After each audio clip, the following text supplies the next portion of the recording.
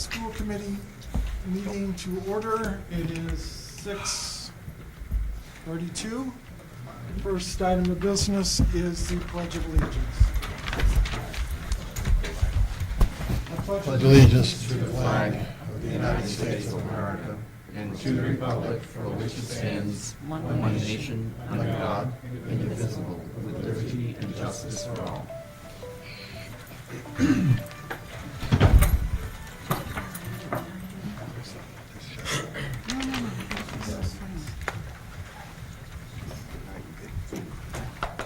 All right, next item is public comment.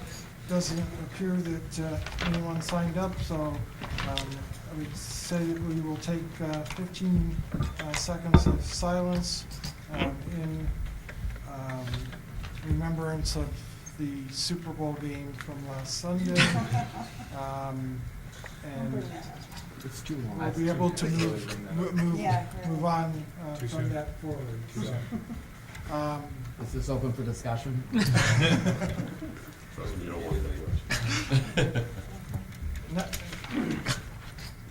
Next item is the Student Advisory Council. Welcome, Mr. Frederick Hanna III. Thank you, Mr. Myers. Good evening, everyone. It's nice to be here tonight.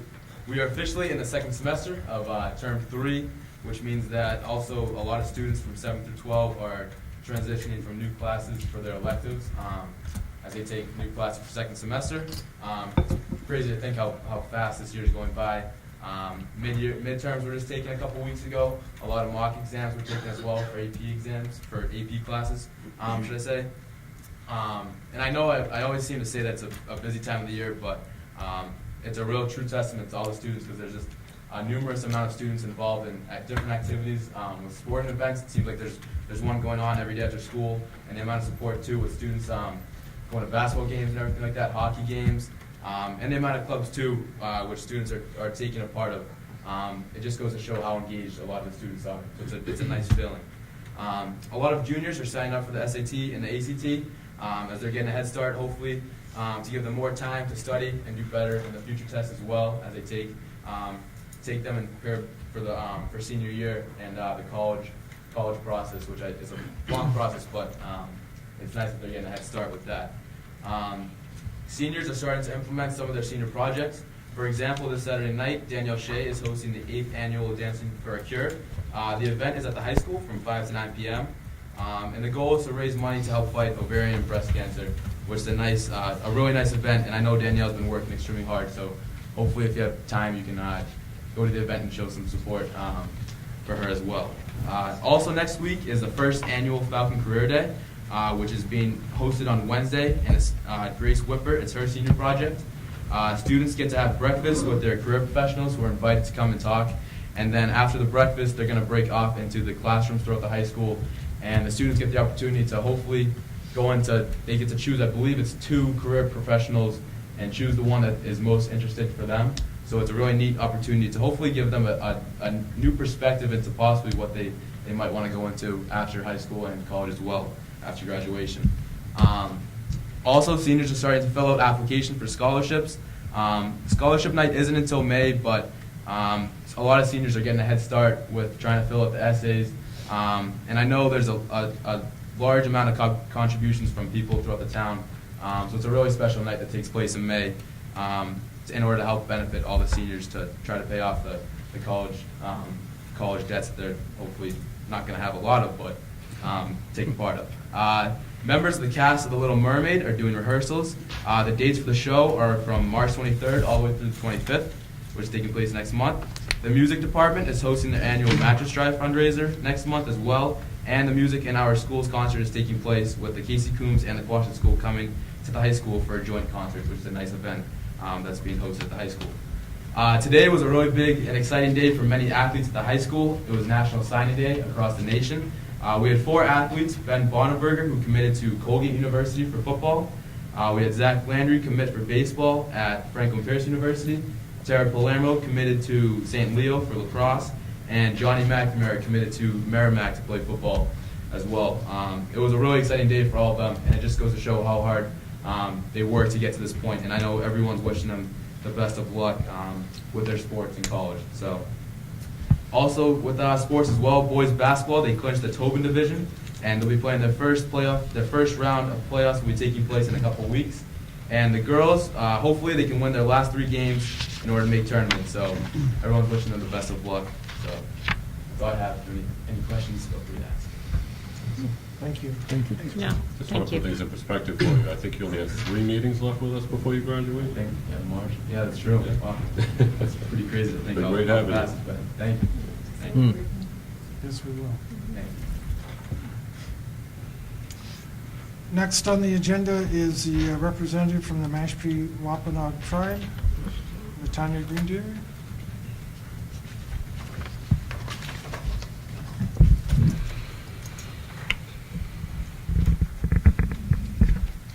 Hello, everybody. Hi. It's nice to be back. Yeah. Little break. Congratulations. Thank you. It was a girl, Lila. Wow. She's awesome. So I just was going to give a little update of kind of what we've been working on for the winter, since I haven't really seen anyone for a while. So it's kind of I'm getting back into things too. I've only been back for about 2.5 weeks. So. But I came back into the office to some really good planning, I think, and some good events for the rest of the winter and into spring. So our college and career readiness program has a pretty full schedule of events planned for the February vacation, which includes a basketball game for tribal youth, money management and time management workshops. We actually held this same money management workshop over the summer, and it was a really fantastic program. It wasn't very well attended. I think kids didn't really know what to expect, so hopefully the word of mouth this time around will make for a better turnout. We also are planning a college and career fair on the Wednesday of that week. I think that's the 21st. We have some college visits coming up to Curry College on March 31st, and we're taking a trip to New Mexico to visit the Institute of American Indian Arts in Santa Fe and the University of New Mexico in Albuquerque during April vacation. We also just recently went to Merrimack on the 27th, and that trip was really well attended. The feedback that I've gotten so far was that they really, really liked the campus. So I think that those who went were really impressed and inspired for their, beginning of their college journey. We're also sending students on trips that are supporting college readiness. One student is currently right now attending Close Up in Washington, D.C., which is geared towards students interested in government, specifically tribal government or tribal leadership. And then another student, which happens to be a Mashpee High School student, has applied to the College Horizons program, which is this year, I believe, at Penn, and it's a sort of a crash course in college prep for Native students. So that is a pretty competitive program, so we'll see if she gets in. I think she probably will. But that's a program that we are able to completely financially support for tribal students who are interested to go. So. We also are working with local businesses and tribal departments to identify internship opportunities for high school students. And we have, right now, sort of a short list of businesses and individuals who are committed to working with students.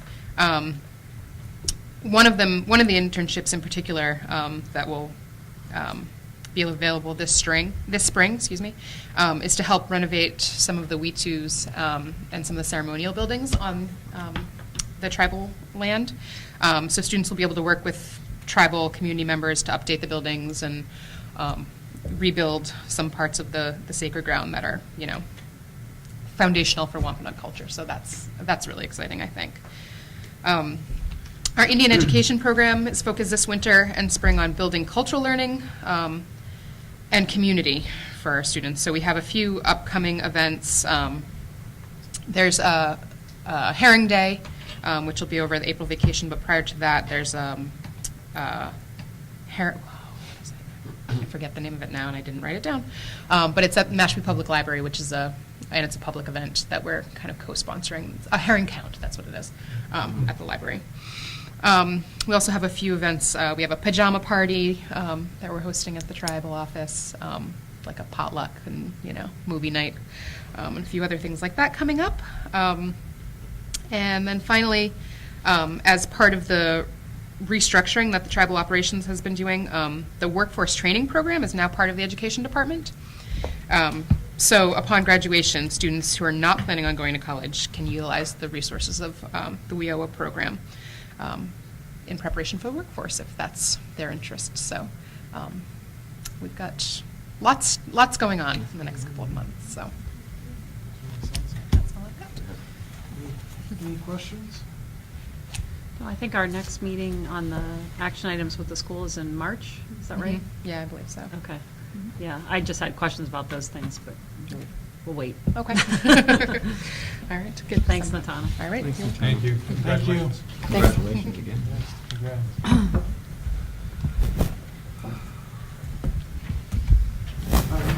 Just a reminder to committee members, I know in past meetings, there's trouble with people hearing the audio at home, so please speak up or we'll speak closer to the microphone so that your words of wisdom get picked up by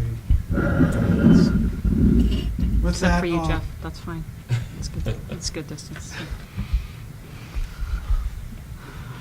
With that, I'll turn it over to the superintendent for her report. Thank you. Not too many changes right now in terms of personnel. We are happy to report that we brought on Patricia McGrory as an administrative assistant at the Mashpee Middle High School main office. She had been a long-term sub at Coombe School for a pregnancy leave, so we're happy that she was able to come on board full-time. We have Principal LaBelle's report. They have had significant absences due to flu-related illness, but according to Principal LaBelle, still below what the state percentage is, which is good. I think that age group probably has a sickness slightly different. And there's a lot of appreciations that Mr. Principal LaBelle would like to, or has included in his report, but I have also included those in the newsletter that's going to appear in Friday's Enterprise. And one event that I want to make sure you're all aware of is on the 13th, next Tuesday night, which is their math night from 6 to 7:30. That's a really engaging opportunity for parents to learn right alongside their student in ways that you're using math and you don't realize you're using math. It's really quite creative and entertaining, so everyone should go. Would you like to add anything else? I would say, Probably. good evening. Yes, we are very excited about our math night. We're actually trying to bring a little more technology into that as opposed to the traditional math activities that you might see. But more important than the math night is the Quash KCC basketball game coming up, and we're all excited to have that. It's been a great event for both of our schools and our community.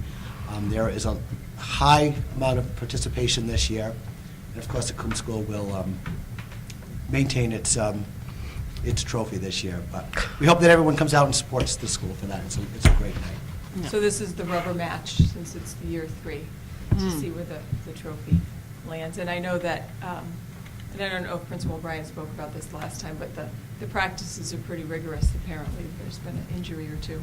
Not among the women, I can assure you. Okay. Yeah. No, actually, that's not true. We did have an injury on the women's side, but as it was explained to us by the woman who's spearheading the effort, the principals are out for blood, but we are not. Thank you. And we have, does anyone have any questions on Principal LaBelle's report? We have Principal O'Brien's report. She's not with us. She is dealing with a family illness this week. But to highlight on her report, and I want to give a shout out to Mrs. Babbitt. She's a grade 5 teacher. She's the advisor for the National Elementary Honor Society. And even though it was snow delayed, they did have their induction ceremony in January, and it was really beautifully done and very meaningful for the students and their families. Thank yous to Mrs. Hill and Mrs. Boyd for the January music concerts. They are always outstanding. There was an energy carnival on January 25th, which is a really nice community connection that with Cape Light Compact. and Amanda Howe, who is a teacher at the middle high school. What was neat about that event is that the students come down with her and they man the stations, and so it's very hands-on, but it's very student-led. There are some Cape Light Compact supporting adults, but it's really interesting to watch the older students do the teaching. Tomorrow night is the recital night. That's right, today's 7th. Tomorrow night's the recital night, which is also a great event. It's an opportunity for kids to actually perform, sometimes with instruments or in ways you haven't seen them perform, and also often parents join in the performances. So it's very like an intimate kind of setting in the cafeteria up on the little stage, so it's nice. Another community connection and a great event is on Friday, the Water Festival. It's a day-long event for students in grade 5, and we've partnered with AmeriCorps now for pretty much as long as I can remember. It's really a fascinating and great hands-on learning for the students all about water. And on March 1st will be the Quashnet School STEAM Night, and we don't have a meeting prior to that, so that is from 6 to 7:30, and that is also a great hands-on family-focused event. Any questions on Quashnet report? Well, Frederick took part of my highlight here on today's National Signing Day, so I won't, even though I took extra care to find out everything about these people. But he already did a very complete job. But it was a really nice event, and what was interesting is that for a graduating class of about 97 right now, to have 4 who are participating in the National Signing Day is really quite an accomplishment for a school that's our size. So, and it was great. The family members were there. Superfan Joyce Fuller was there, so thank you, Joyce. She's at everything, so we really appreciate her support. And it's just a special day, special event. So, on Principal Balistracci's report, Frederick already talked about the career fair, so I won't talk about that. He also, Principal Balistracci would like to recognize Andy Troyanos and Liesl Keller for the 2 outstanding music concerts they held in January. We'd also like to acknowledge Mike Looney. He is the featured educator for February by MassQ, and I have a nice write-up about him in the handout that you have there. But he does above and beyond, not only for Mashpee Public Schools, but on the state level in terms of promoting STEM education and project-based learning. So he's really, we're very lucky to have him.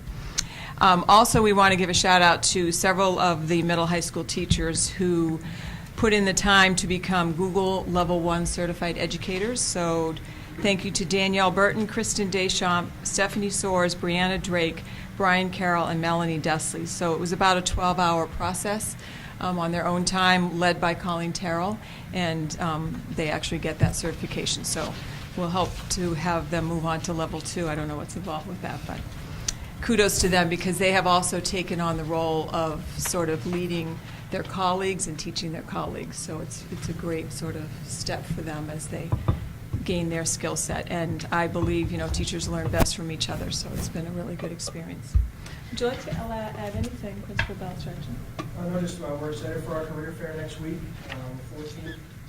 And for some of you who may not know, we're actually on the 12th. I'm not sure how you can get on there, but on the 12th of February, on Monday, we have our inaugural induction ceremony for our Mu Alpha Theta Math Honor Society. Being named after Ted O'Rourke, a longtime math teacher and coach in Mashpee. So we're excited for those kids and their families to celebrate their achievement in mathematics. So that's one additional thing I wanted to add. And that, we did do a nice write-up about that in my newsletter that explains how it came to be. I just want to thank Principal Balistracci, like I do every year, for the volunteers at the father-daughter dance. Without those kids stepping up, that would not be an event that we could hold. I love it every year, so thank you very much. That concludes the reports from the schools. I do want to point out we are currently experiencing an increase in vaping with our students, and it seems to be starting as low as 6th grade all the way up to 12th grade. We have taken some action steps. We had Kathy Wilbur come from a tobacco, it's an organization down towards New Bedford. She came to Compass, which is a group of educators, provided a very informative presentation that we are also now having at the Mashpee High School for all of their teachers. What I think our students and maybe families don't realize is nicotine is in every one of those cartridges that goes in a vaping device. And in some of the devices, which are very small, like a computer memory flash drive, you can actually charge the little battery, on a computer, but the contents of the little cartridge that fits in that is the equivalent of over a pack of cigarettes a day. And some of our young students are when you have a conversation with them, they are vaping so that it lasts about a day and a half. And I'm like, you're smoking a pack and a half of cigarettes here. So it's hugely concerning to me, and we're going to do everything we can to make sure we start to educate our students and our families. And we are holding kids accountable because it is against our policy. And but it's more than the fact that they're violating sort of a school rule. It's their mindset that they don't see it as a bad thing.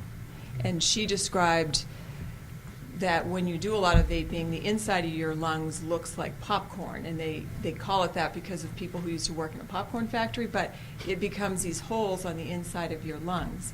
And then they also talked about how it becomes addictive, and what used to be enough is no longer enough, and you keep, so in my opinion, it's a gateway activity that we cannot afford not to put some serious attention into. And so I'm going to try to educate on a weekly basis. We're going to get some parent events involved. We tried to have one of the vaping enterprises in town because our administrators, so Principal O'Brien went to educate herself, learned a lot. So did Nurse Stacy. She went to educate herself as well. So we kind of wanted just to sort of become more street savvy and have them present, but in the end, they did not choose to. But I think we learned pretty well from the expert that came and spoke to us. So, maybe we have to come up with ways to have sort of public forums on this topic. Maybe we have to feed people, but as a parent, they need to understand how serious this is. There's also other things that can be put in there besides nicotine. Absolutely. Oh, yes. Which is... So what the presenter told us is how much of the liquid that goes in all of these devices, the majority of all these companies are owned by the tobacco industry. So they have figured out a way, maybe cigarette smoking has gone down. They're targeting the youngest people by making it candy-like. They make it look like candy. It tastes fruity. And so the kids are thinking they're not doing anything wrong, it's candy, but you're putting, liquid in your lungs. You're putting, water, basically, and all those chemicals. It's very troubling. So just also THC. Yeah. Well, the other piece to that is if recreational marijuana becomes legalized, however our kids get a hold of it, that's going to be in those cartridges. It will have no odor. And one of the things the kids said, which I did put in my last little email on a Friday, was stop giving kids 6th grade and up gift cards, Visa gift cards, Amazon gift cards. They're purchasing a lot of this online and falsely saying they're of age, and then the delivery comes before a parent is even home to know a package came. So we just really need to put some major attention into this. So anything the newspaper can do to help us on that would be greatly appreciated. Could it be any way to maybe have a presentation to students?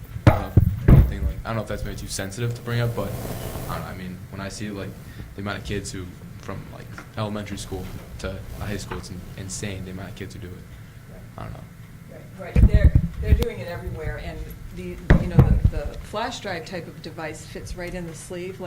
It's very hard to detect in cases. It can be pretty discreet, and so it's not as much that they're breaking a rule to me. It's the health issue that we need to really educate them on. So absolutely for students, we're trying to make sure, I've spoken to the health teachers, that it gets into all of the lessons. To me, the Quashnet School is the great starting point because we want to make the biggest impression on them at that age. And then, middle schoolers tend to be risk takers, so we have to really address that too. Thank you. Sorry.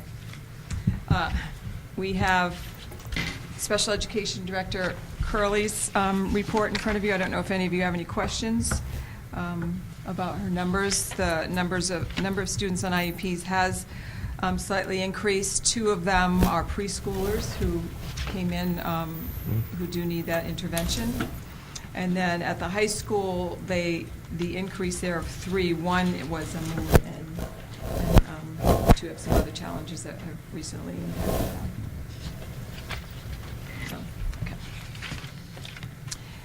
We have the report of Athletic Director Matt Treveri. Just to highlight some new coaches, Chris Peterson is the varsity hockey coach. Michael Warwick is the middle school basketball coach. Julianne McCush, who is actually a school employee, she's an adjustment counselor at the middle school. She is the middle school girls basketball coach. And Mary Kelleher is the JV girls basketball coach. So those are new into the mix. You have the enrollments on the next page, 423 at Coombs, 487 at Quash, middle school at 276, and 464 students at the high school for 1,650 students. And does anyone have any questions on that?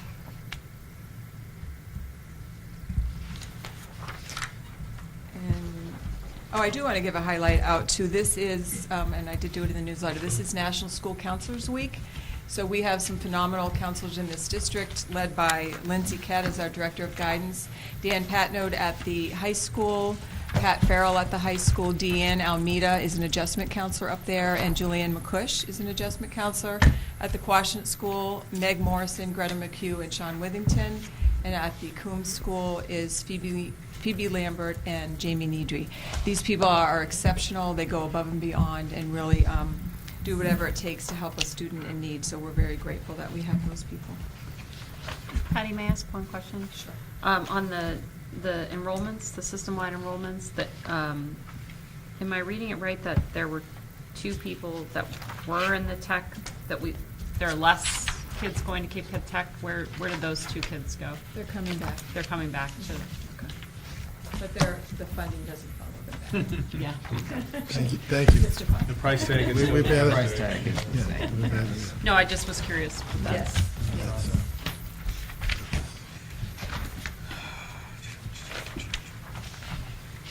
think that completes that section of mine. Yes, you Okay. may go, please. Thank you. And then the rest of the pages, 8 through 12 of your packet, have the calendar of events that you're able to preview at your leisure.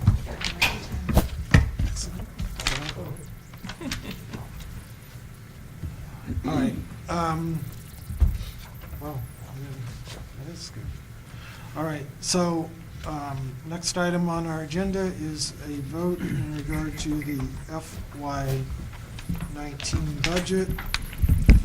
In your packet, that budget is on pages 13 through 34. We did hold a public hearing at our last meeting.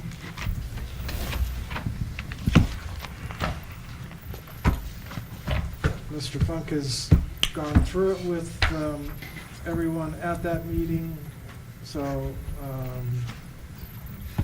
if there are any questions that anyone has for Mr. Funk at this point?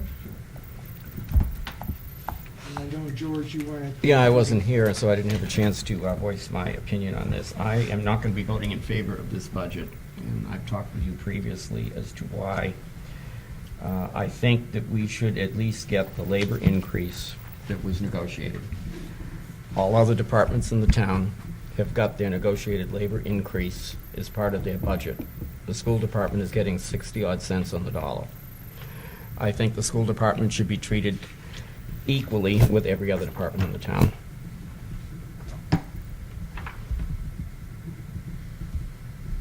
Mr. Chairman, I got a comment. Are you done, George? I could go on, but yes, I'm done.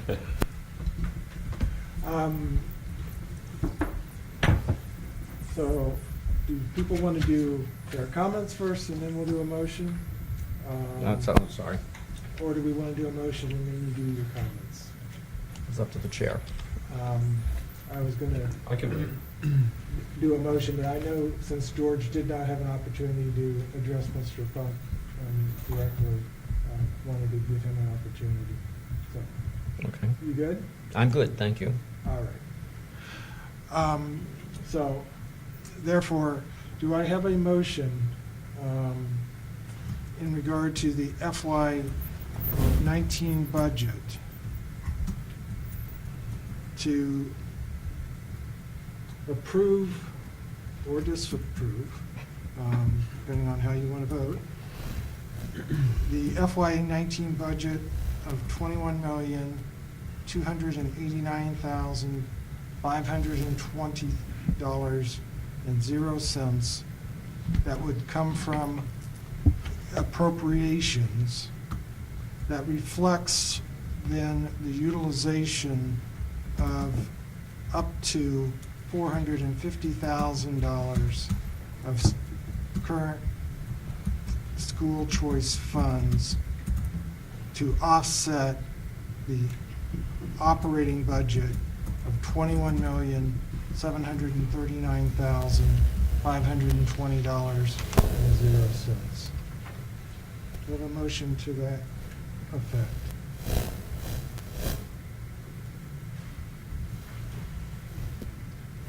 Not when you put it that way.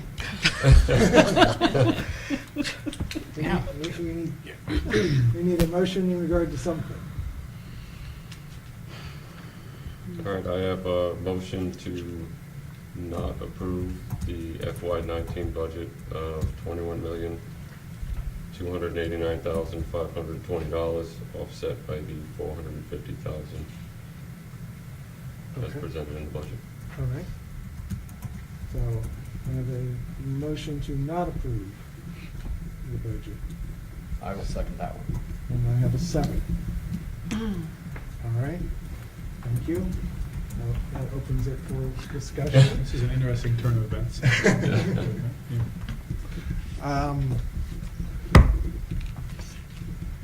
Chris, since you were the originator of the motion, if you wanted to Yeah, so, take the floor first. let me explain why. So after having a couple weeks to think about this, and obviously no disrespect to Mr. Funk and Mr. Bork for putting together a fun budget this year, but one thing that really resonated with me last meeting was that there was a comment made at this table about the gap widening over the years. So even though this year there's a fantastic job done putting this budget together with what we've given, and also a lot of credit to Mr. Gorman and Mr. Schmidt for meeting and trying to get things done. I just don't see in the future, I cannot in good conscience vote for a budget that's going to put our students and the people of this town at risk in the coming years of potentially, not necessarily losing services that we're providing, but as a education facility, we should be innovating and changing and creating new opportunities. As the world changes, education needs to change. Nothing against other departments, because I understand where George is coming from, at least being on the playing field. The school department is a unique animal. It's not like other departments. Like I said, it needs to change with the world. It needs to grow. We need to innovate in order to give the best for our kids in the future. So by sticking to a budget that not only right now puts us in a not so great position, that in the future is certainly going to put us in a worse position, I would just urge the committee to not accept this budget. Okay. Mr. Smith, you seconded it, so I'll give you the floor second. I'm concerned, for the reason I mentioned the first part, is that I think everybody should be treated fairly, and that the increases that were honored for all of the other departments in the town, negotiated increases, the same increases should be honored for the school committee. I also feel that by putting this amount of money and leaving, if I remember correctly, 50,000 is free cash, that is way too thin of a line for us to be standing on. I really believe that in the best interest of the students and the best interest of the school department, that we should not be spending that amount of money or taking that amount of money out of school choice funds. I fully realize that we're authorized to do that by state law, but the path that we are on doing this is unsustainable. We cannot keep this up. And I feel that now is the time to at least make an attempt to toe the line, if you will, and do the best we can for the students and the school department. Okay. Cole or Jeff? So what is the expectation by the two dissenters, current dissenters? My expectation would be to at least pull the 450 back out. And the main reasoning behind that would be because right now we'd be looking at 450. Next year, we let it go 2 or 3 years. Are we going to be looking at 1.5, 2 million, 3 million, just to try to get back on track? Mhm. So if we can get ahead of it now and try to handle this now, then we may, be able to keep ourselves from having to do this when we're talking a much larger number, and not because we're trying to get things that, are unnecessary just to stay afloat. So if we could get ahead of it now and pull that money back out, as we talked many times, school choice is not guaranteed. Mhm. So to keep putting that in an operating budget, and I know I'm preaching to the choir to a point with this. Oh, yeah. but, I'm just curious. Yeah, to keep putting that in the budget, I don't like it. I don't like it. Right now it works. Like I said, you did a great job, putting this budget together. But I'm looking 2 years, 3 years down the line. And if we don't do something now, it's just going to have a snowball effect. I would think that we would take whatever we've used in the school choice funds and apply that, whatever that amount is necessary to get the, I think it was 3.1% was the original labor increase. The current number Right, is that's correct. 3.3. 3.3%. Yep. Mhm. Whatever amount of money that we need from the choice funds that we're offsetting now be put in there to bring it up. That will be a level of effort. We can go through the whole thing about the additional individuals that are on there. But if we just do exactly what we had last year in terms of labor and cover the labor increases, which have been negotiated by the school department, by the school committee and school department, cover those, and whatever is left over from that, school choice funds, okay. I think, no, go ahead. Oh, yeah, Just so I Sorry, understand, because so I'm- bring the net budget to 3.3% and then take out with school choice at 450 out of it? Cover the labor. We should ask for an increase that covers the labor of 3.3%. So the overall budget increase would be 3.3%? 3.3% plus, So you want this number to be 3.3%? yeah, Okay. yes, thank you. With school choice still removed? With however it can be done, but if we can use some school choice to do that, but I think we should be going forward and asking what we need to get the labor increase that was negotiated by this committee and by the school department. So, just for clarification, Mr. Funk. Yes. Does the 17 million of total salaries include all the contractual obligations? Yes. Yes, it does. Okay. And the reason why it was increased from 3.3 to 3.56 were the 2 additional positions that were brought forth to the school committee, which were approved. If you go to the last page, you're going to see that this budget, before you deduct the 450,000, is a 4.16 budget. So, what we would do is we would increase the 2.01 to 3.3, and that would decrease the school choice funds. All right, so say that again. So I'm looking at page 34. That says that the grand total 21 represents a 4.16% Correct. increase. That is correct. Okay. And we're going to have to make some of that 4.16 up with the choice money. If we have a 3.3% budget, we're going to have to make up the difference of 3.3, 4.16,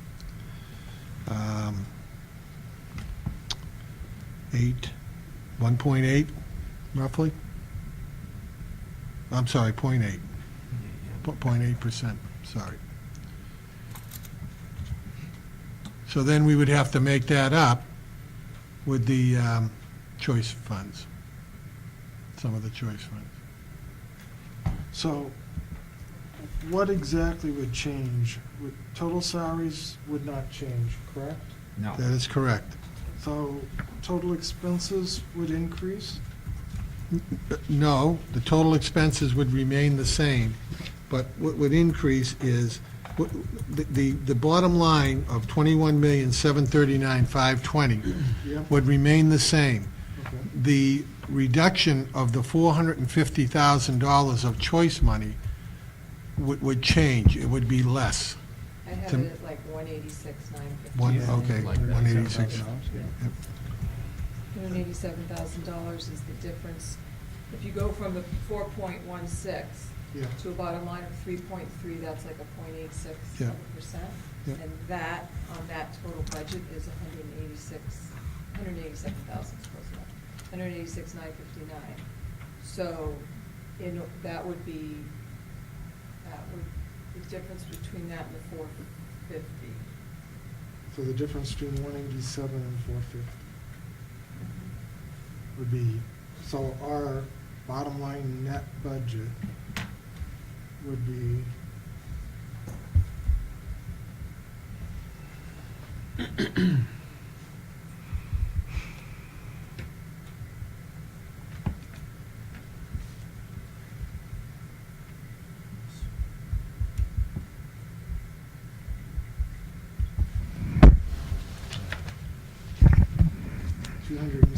$263,000 higher.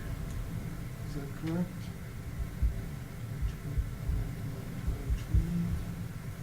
So I'll check the math. I thought it was 21 million. 187,000. 187. Well, the exact is 186,959, but do you want to use 187? Yeah, You should use it I want to right use now. 187.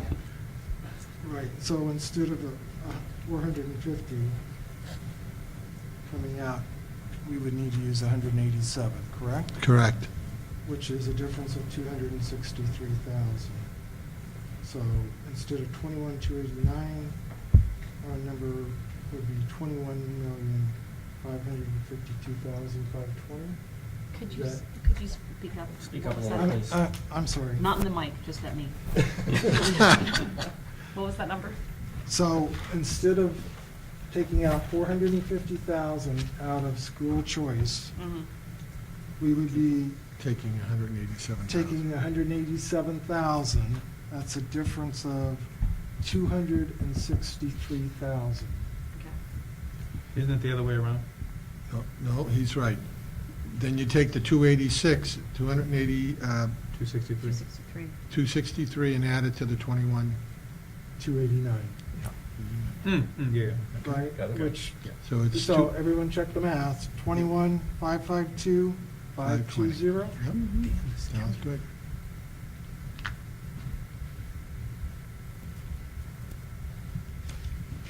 Is that what you come up with, Nicole? Yeah. And it results in a 3.268, but 3.3 increase over FY18.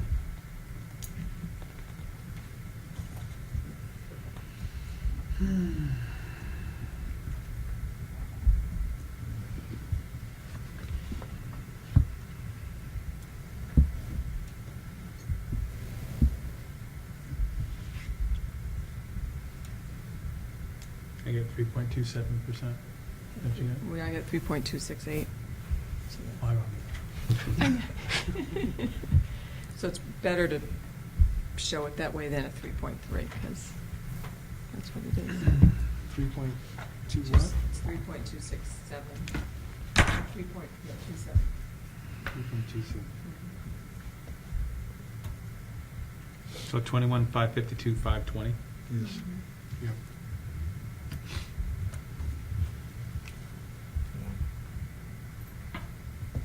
And so what does that do for us exactly? We don't have to offset salaries, basically. With school choice, School with as choice. much school choice, we're still offsetting some of it. The school choice with the 450,000 is down to 180, 187. 187. Why? Because we're adding that 187 back into the, which would technically be the salary side, but it's really not, but. Well, and taking yeah. it So back it's out. just, we're just doing a little, the math differently, but we're not. We're still asking for more money. You're going to have to ask the town for Yep. $263,000. $263,000. Well, we already asked him for 4.3%, Yeah. and he gave us 1.97. Exactly. Which eventually became 2.1. 2.0, yeah. 2.0. 2.01. 2.01. Yeah, well, So that would make that, so, anybody who's watching at home, it's probably very exciting. 682, 137 increase? Yeah, I think so. That seems high. It's just because we only got 25,000 last year. No, my point is that if salary increase from last year's budget was only 606,000, why do we need 682,000 to offset the budget? And that was my concern about putting the 187 in the wrong spot. Well, we're saying that this contractual salary increase Was is important. $606,226, according to the budget. But we're increasing the budget by $682,137. What is the extra $76,000 offsetting? It's got to be offsetting expenses, the expense side of the budget. So everything down below. So my point is, and I'm not playing devil's advocate, I'm trying to figure this out. I understand George's argument, I understand what Chris is talking about, but what are we actually trying to do here? Are we trying to request an increase of the budget to meet our salary side? Then we only need a $606,226 increase. So I need to know, I'm just curious what the extra $76,000 we're really asking, what is that for? Because we don't need that to offset salaries. It would make the budget go down too by 7,000, what is that? I don't know, 3.15% or something like that. I guess it really depends on whose side you're listening to, because I'm not listening to any side. Well, I I'm mean, just it's trying who's to- your side you're trying to figure out. Yeah. So George is talking more salaries, Got what it. I'm talking is more encompassing of the entire thing. Got it. Salaries, expenses, everything, so. Right, I mean, but we have to figure out a number at some point. Exactly. And we know that the level service number that we figured out at the beginning was 6%. Mhm. And we know where that's going to go. So, okay, I got you. Mhm. So it's basically is it 2.8 then? If we only went back for what we need for contractual obligations, would that be, is that right? 606, 226 of 21,552, 520? 2.9%. That's what that would be. Also, though, can I remind you that in that curriculum instruction and technology was basically the technology department that in the prior .14 budget housed itself in choice. Mhm. So we're trying not to lose that. So when you look at total expenses going up by that 6.82%, that's because we're trying to not lose track of what it truly is costing us, where in the previous year, that didn't rest there, because you can notice the 199.3 went up to 432.2. That's a big piece of that extra increase that you're looking at. That was hidden, the prior year. Well, I have to admit, George, I wish you had been here last meeting. I think the part about this process that I dislike so much is that it is kind of done in a vacuum in terms of, we don't really know what the other departments are getting or what they're requesting or how the town manager is making these decisions. So if it's really true that the other departments got what was contractually obligated in terms of their salary increases, then I do think that's, I wasn't aware of that. So are you sure that that's the case? As far the ones that I saw, yes. I have not seen the complete budget, but to the best of my knowledge, the negotiated contracts for the police department, fire department, et cetera, were honored as far as the salary increases were concerned. Because I remember they were quite pleased with what we had negotiated, I thought. Mhm. yes. They should honor it. So as a point of discussion, then, if this goes to the disapproval way, the next step would be to defend our decision at Finance Committee, correct? That's correct. And we have to have a budget to the town manager within 21 days of his meeting with the Finance Committee. So I believe what would happen, Jeff, is if the current motion on the table was approved, then we'd be looking for a motion for a new budget number to submit, or for the committee to approve as its submission to the town manager and to the FinCom. So we would have a budget number. That would be my expectation. Gotcha. Okay. And the expectation that would happen tonight? Yes. Unless we're unable to Right.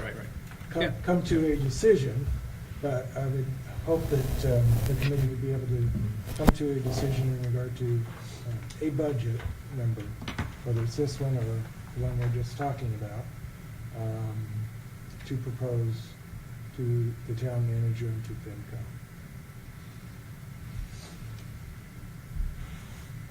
And ultimately, that would be the budget number that would go into the warrant for town meeting, unless this committee chose to subsequently change it.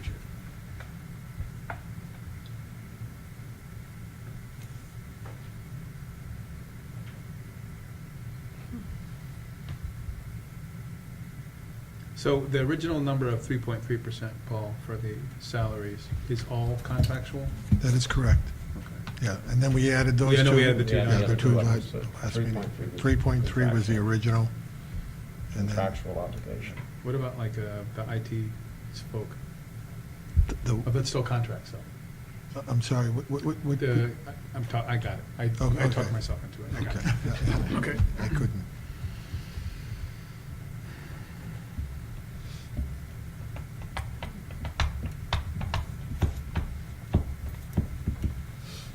Interesting. Do we risk derailing the budget? Like, we're not going to mess up the larger budget process by voting this down? So what will happen? Well, I mean, ultimately. Yeah. So what will happen, Nicole, is the town manager has to present a budget. That budget can or may be different from what the departments request. In most cases, they ultimately come to an agreement, but not always. What gets voted on, so there will be the town manager's budget, which is part of the omnibus budget.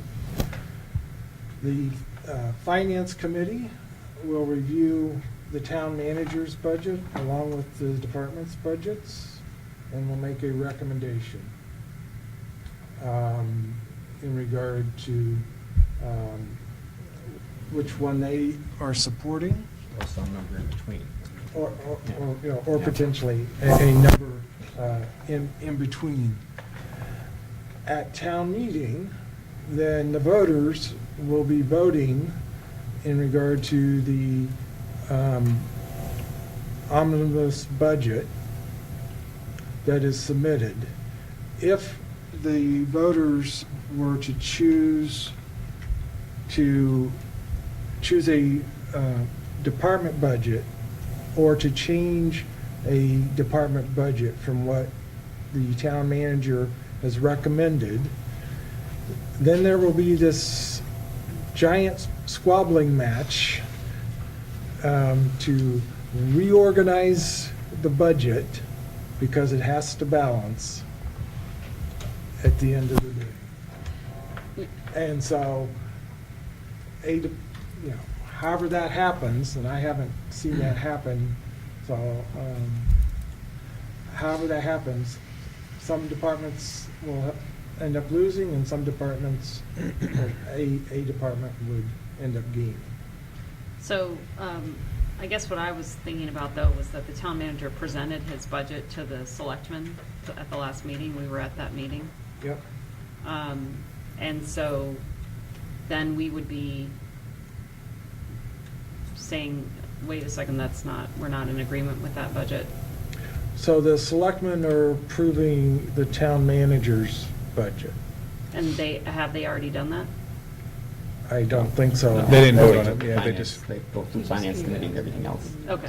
So they won't vote on that until, Okay, that's what I was just trying to, Usually they vote on that when they finalize the warrant. okay, which is a month before the election, roughly, okay. 5 weeks. And once again, they're not voting on a department budget, so if we submit something different from what the town manager has,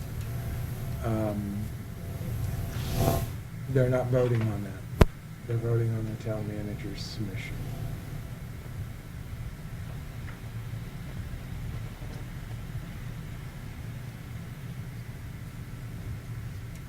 And ultimately, the Board of Selectmen is just providing a vote on a recommendation of support. What was the first year we had to use school choice funds to start offsetting the budget? That's correct. Last year. Was it last year? Was that the first year? No, we didn't offset, well, I take that back. Yes, we did offset the budget, Yeah. not as much as this year. So so last year was about 187, I think, or 190. Yeah, 95, yeah. And so Plus this, some of the other things that we did, outside of the budget. so prior to that, we had not had to use No, it was basically used for stuff that we would have went to the capital improvement committee for, tried to help out the town that way. Just to let you know, and I think it was explained very simply here, that the town manager is going to present a balanced budget, or what he calls a balanced budget, and he's going to say, well, I'm going to have to take money from other, if the FinCom recommends that the school gets the budget and it goes before the town meeting, and then the townspeople will make that decision, but he'll make it very clear that it'll come from other departments, just as the chairman said. And I do agree, because I've been preaching it, that somewhere down the road, we're going to hit a wall. It's going to be a big, hard wall. And everybody's going to say, well, how did we get to this point, Mr. Funk?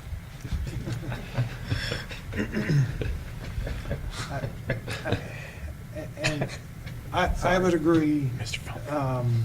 When I do the math, I don't see how the math works for next year, even doing what we're doing, because a 1% increase is $176,000. We don't have $176,000 left over.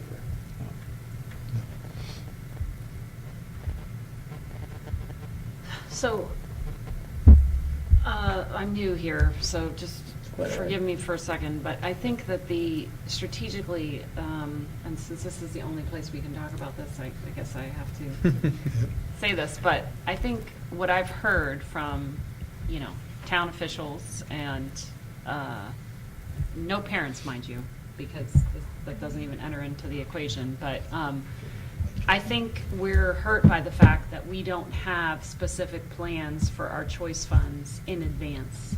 And even though these are, people see this, right or wrong, as this piggy bank or this pot of money that we have, and the town is in financial straits, we all know, as paying taxpayers in the town. And so I think I think the fact that we're not getting, that other departments are getting what their contracts specify, I think that's probably our best leg to stand on. That, and the fact that 3 years ago we weren't using any choice funds to offset the budget, and it's literally growing exponentially. It's more than doubled, and we won't be able to double it next year, or even multiply it again. Yeah. So I think it's I think it behooves us to be more forward-thinking in terms of our planning.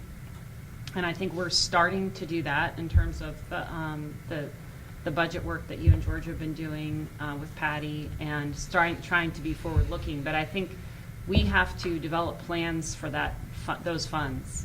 Not all of them, because we know why we have to keep them. But I think it's hard to defend to some of these town officials, including our Board of Selectmen, who seem to think that that's the town's money to spend on the schools and not the other way around. So I guess that's my only comment. Does anybody have anything to make me feel better about that? I mean, I think that ship sailed.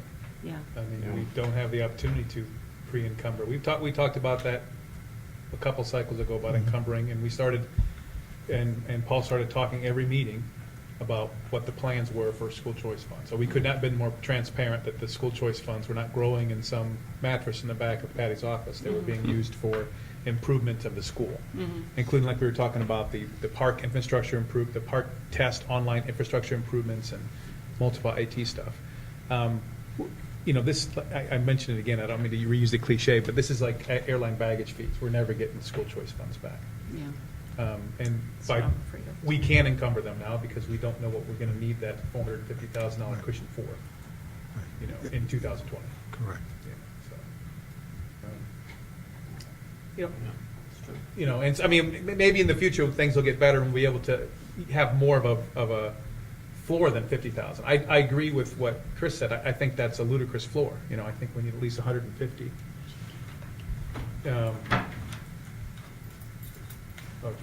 I think we need like $150,000 or some kind of defendable amount of money, but we're not there yet.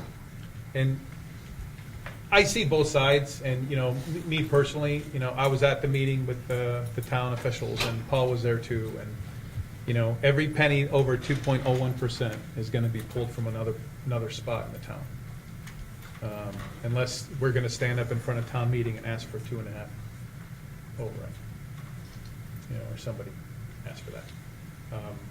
So I don't know. I guess I'm just trying to understand. Are we just doing this for principle and saying that we don't agree? Well, I guess that's what I'm asking too. Yeah, because we're not going to get any more money. Are they going to sell a police car for the 263,000? So as I tried to explain earlier, it will be the town manager's budget that will be voted on by the voters. So if he recommends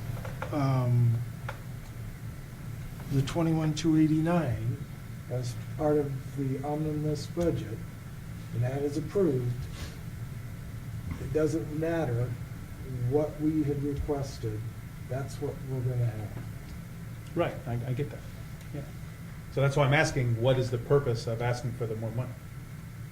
If the budget has already been provided to the selectmen and recommended, if we just want to make it even more public than we already have, that this is not a sustainable budget, and if this is exactly the amount of money that we need, and we're not getting the salary lines, and we're going to go talk to the finance committee about it, and maybe that informs decisions in the future, then I understand where we're coming from. I think that's what I'm hearing. Okay. But you just clarified something for me, which is to say that it doesn't mean that there's going to be some big floor battle on town meeting. It just means that we are being. Yeah. Well, I think our job is to fight for the schools. Yeah, advocate. Yep. Yeah. If the voters at town meeting were to accept our recommendation versus the town managers, then there would have to be a rebalancing that would take place. But it's up to the voters at town meeting. They have to make that decision.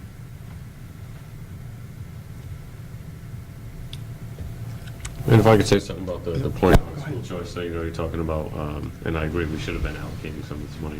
But the trouble with it, and where I'm coming from, is, so since I've been on the committee, that pool of money has continually gone down because we're using it for good things, like camp and the Chromebooks and things like that, and offsetting some of the capital improvements.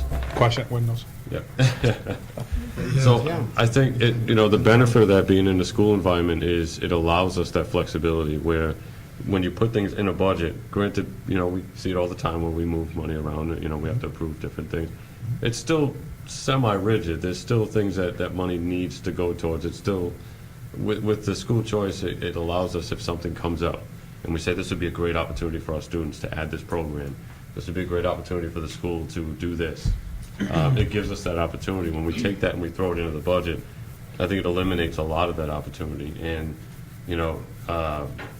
not only that, but when, like we said, when we keep giving it away, if school choice tends to shrink, if the money would bring it in because there's less students coming in school choice, more graduating, it goes away, or the next committee decides to vote it away, then there's too many things, and I get it, they're always going to, the town can look at it and attack it and say it's money that it's sitting there, but I'll stand firm on the fact that the school department is like no other department, and that we really need the flexibility if we get a student in that needs out of school district placement, and we just don't have the money. I mean, I can go on and on about different things, and I'm sure you know them too, but I just want to make it clear that, at least since I've been on the committee, that money has been spent down in, obviously, in very responsible, beneficial educational ways, but it has been spent down. We're not just sitting on money just to sit on money. And I don't disagree with anything anybody said. The one point, just to make sure that everyone's clear as they think about this. So one of the concerns has always been, what happens if that student moves into the district and requires an extraordinary amount of additional funding that we don't have built into this budget, because we're really guessing more than a year and a half in advance of, and so we don't know, what that student body is going to look like. That there is opportunity still for the school committee to seek additional funding in the same manner in which the town seeks additional funding. And that's through three different avenues. So just make sure everyone's clear of it. One is the October town meeting, which historically, if you've been to the October town meeting, there will be any contractual obligation that the town has gets settled through free cash that is available. Typically, if there are contractual obligations regarding union contracts that have not been settled prior to the May town meeting that require additional funding, that happens in October. Second is prior to the annual town meeting in May is an item called a special town meeting, which typically is used to settle obligations that the town has in the current fiscal year and provide immediate funding in that current fiscal year. So, i.e., if a department got to May 1st and was aware that they were going to exceed their budget, that special town meeting would be available for them to be able to bring a warrant article to request funding, and that funding would be immediately available. The third item is just to make sure, and this is just FYI for the committee so that you're fully aware, is the Finance Committee historically has been given, I believe it's $100,000, George? The Finance Committee has a $100,000 kitty, of which 40,000, I'm going off memory here, but roughly 40,000 is used for the annual mailing for the town warrant and all of this, that sort of thing. So they have 60,000 there for emergencies. One of the usual ones is snow and ice. When they go over the snow and ice budget, it'll come out of the FinCom budget, that type thing. But yes, they have money there. Right, so, just, But there is some there. that you there- can go for. right, just to make sure that you're fully aware. All right. So, is everyone, I guess, clear then in regard to this? So, we have a motion on the floor to reject the current proposed budget of $21,289,520. Any further discussion on that motion?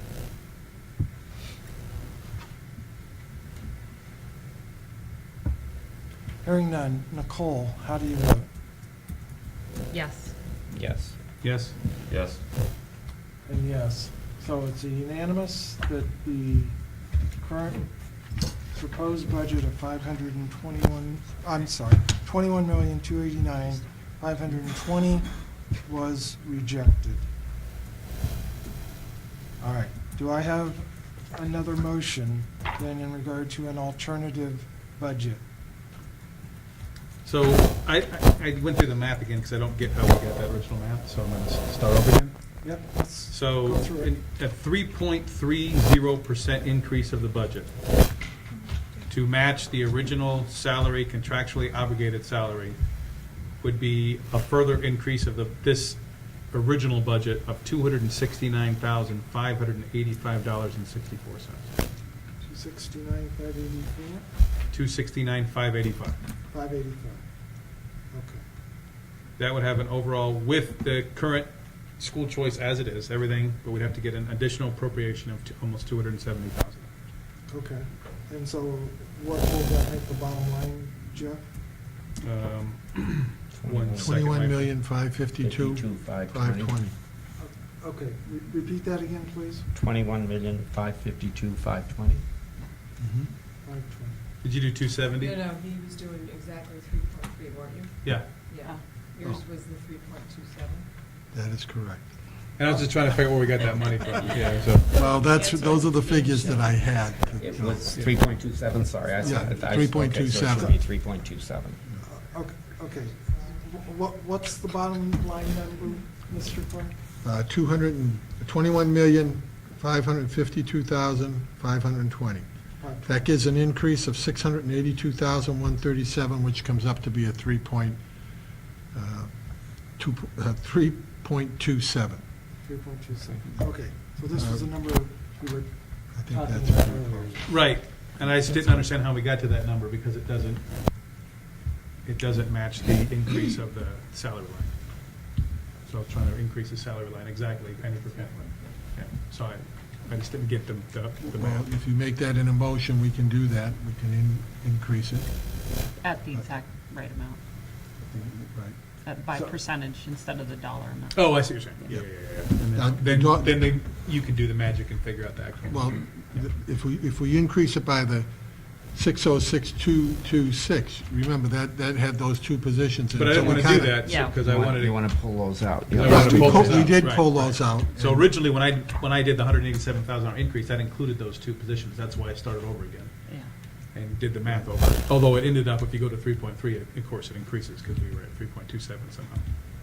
Yeah. So, At the 21,552,520, that gives you the 3.27. 2.7%. Okay. If you want to round, make it 3.3, it might be if you. And go to- that's your magic math that has us matching our contractual obligation increase. That is for the- correct. Okay. Does not include those. The two non-contractual. Right. Got it. 21,552,520. So it's level funding.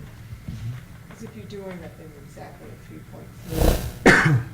What did you have? You had like 21,559. It was like it was 686. It was, 688, 722. yeah, that's what it was, 688. I just have to amend what you just said, though, George. It's not level funding. It's only No. meeting No, our. it's not level Yeah, funding. it's Correct. only No, you are meeting our correct. salaries. Salary, Yeah. yes. Thank you. Level services would be 4.3, which is what we asked for originally. That's- Okay. 4.6. 4.6. So, Jeff, Yes, sir. which number are you wanting? No, I don't need to change anything. I just want to understand the math. But as Paul said, he is providing this information that offsets the contractually obligated increase for salaries, and it comes out to that. Then I trust how. Well, he's got wait it. a minute, let's back up here. The 3.27, that is, we had a 3.3 on the salaries, so that's higher than the increase, because if you notice, 606, 226. 226, if you took the two positions, I'm going to round up, it's about $95,000, I'll call it 96. So if you have 606, 226, minus 96,000, equals, you have like a 510,226 total, Okay. divided by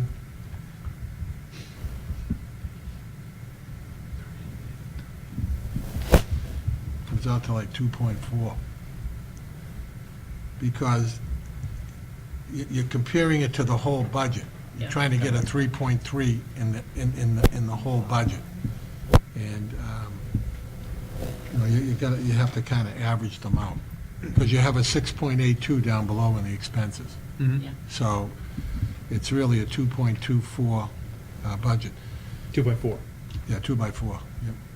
Okay. 2.4. So it's not going to be 682, 137. It's going to be 510,000. Yeah, it's going to be like 510 to bring that up to the 3. To bring this up to the 3.3. Just the which will be salaries. correct. Okay, yeah. I just a point of clarification. I said that about 25 minutes ago. I know you did. I know you did. But everybody, I don't know. I got into that 3.27. I'm just kidding. I got you. Okay. All right, we're cool. All right, Okay. that makes sense to me. started. I got it. So I started that. So what's the bottom line number? Do we need to know that? I would like to Yeah. approve it. Yeah. Yeah, we got to vote on it. Yeah. I'll get the bottom line number. Just don't want it Let's to be see. wrong. Right, 21.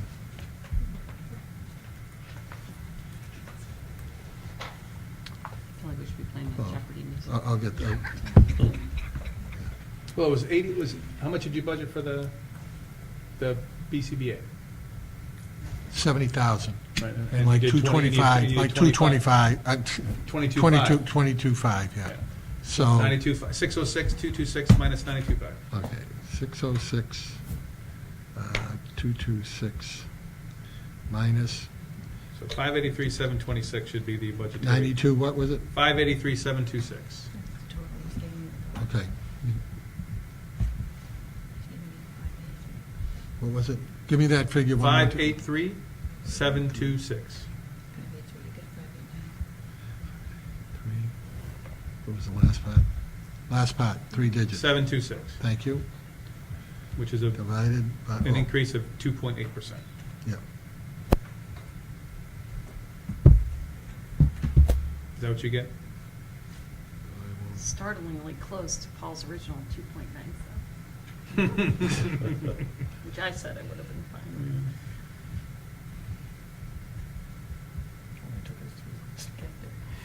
Oh, I did that wrong. That's not right. I apologize. That's not right. I didn't do the math right. So it's 22.5 and 80 is 102.5. So I did. I thought he put 70 in for the BC. Oh, 70 was 92.5. Okay, Yeah. I was right. Never mind. So it's 606 minus 92.5, right? Yep. Which is 513,726, which is a 3% increase in the salary line, I believe. 513 Oh, yeah, 513,726. divided by 2870, 383. So, three. Yeah, 2.5. 2.4, oh, 2.5. Yep, 2.5. yep. Okay, so 2.5. 3%. We're getting closer to my thing. So 3% increase on the salary side, 2.46% overall on the budget. And that would cover the raises, and the expenses would remain the same at 6.82. Got it. So the bottom line I got was 21, Yeah. shoot, that's wrong. It's this freaking, this, 21 something. it is 21 something, yeah, but it's 21 something, that's good. Do you want 21 another something, it's calculator? 20, no, I'm adding the wrong number. Oh. Yeah, this calculator's not fine. So I got the bottom line as 21,384,109. How can that be less than? 21,384, 149, 149. 109. or 109? I had 149. I like Paul's, it's higher. So, Because we're only raising the budget, or Yeah. increasing the budget from the original by $94,589.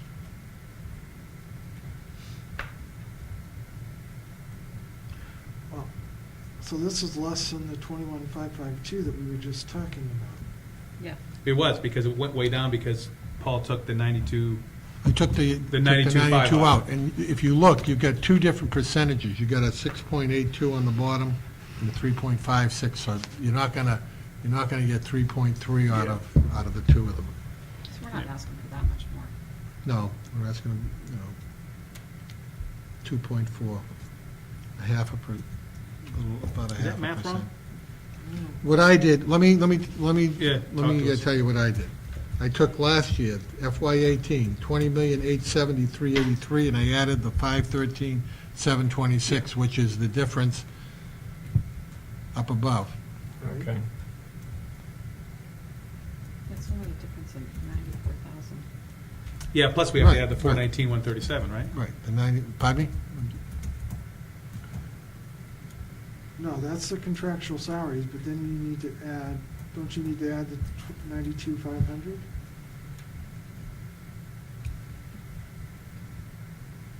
No, we subtracted that because we didn't include that as part of the 3.3 on the my original budget that was 2.9.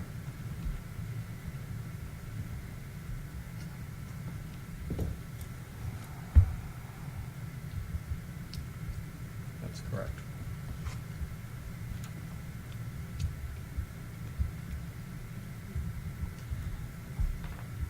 I done thought myself cross-eyed. Right, see.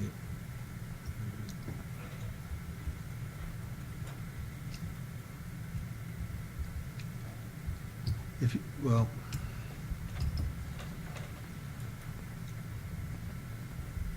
let me go through this again, But you're not because really taking the that's not working. 92.5 513 up above, 726 You are in is the increases in getting the, at the 2, 3.3.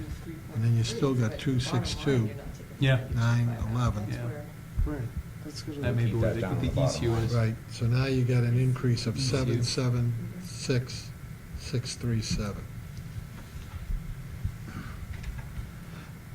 And then we're not offsetting it by any choice?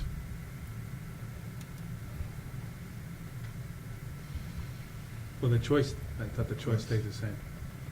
Are we taking choice out of it now? I thought we were only, well, no. We were using 187 of choice. 187 of choice that was left after we, That's what I love about open meeting law. I know It's it. awesome. Yeah.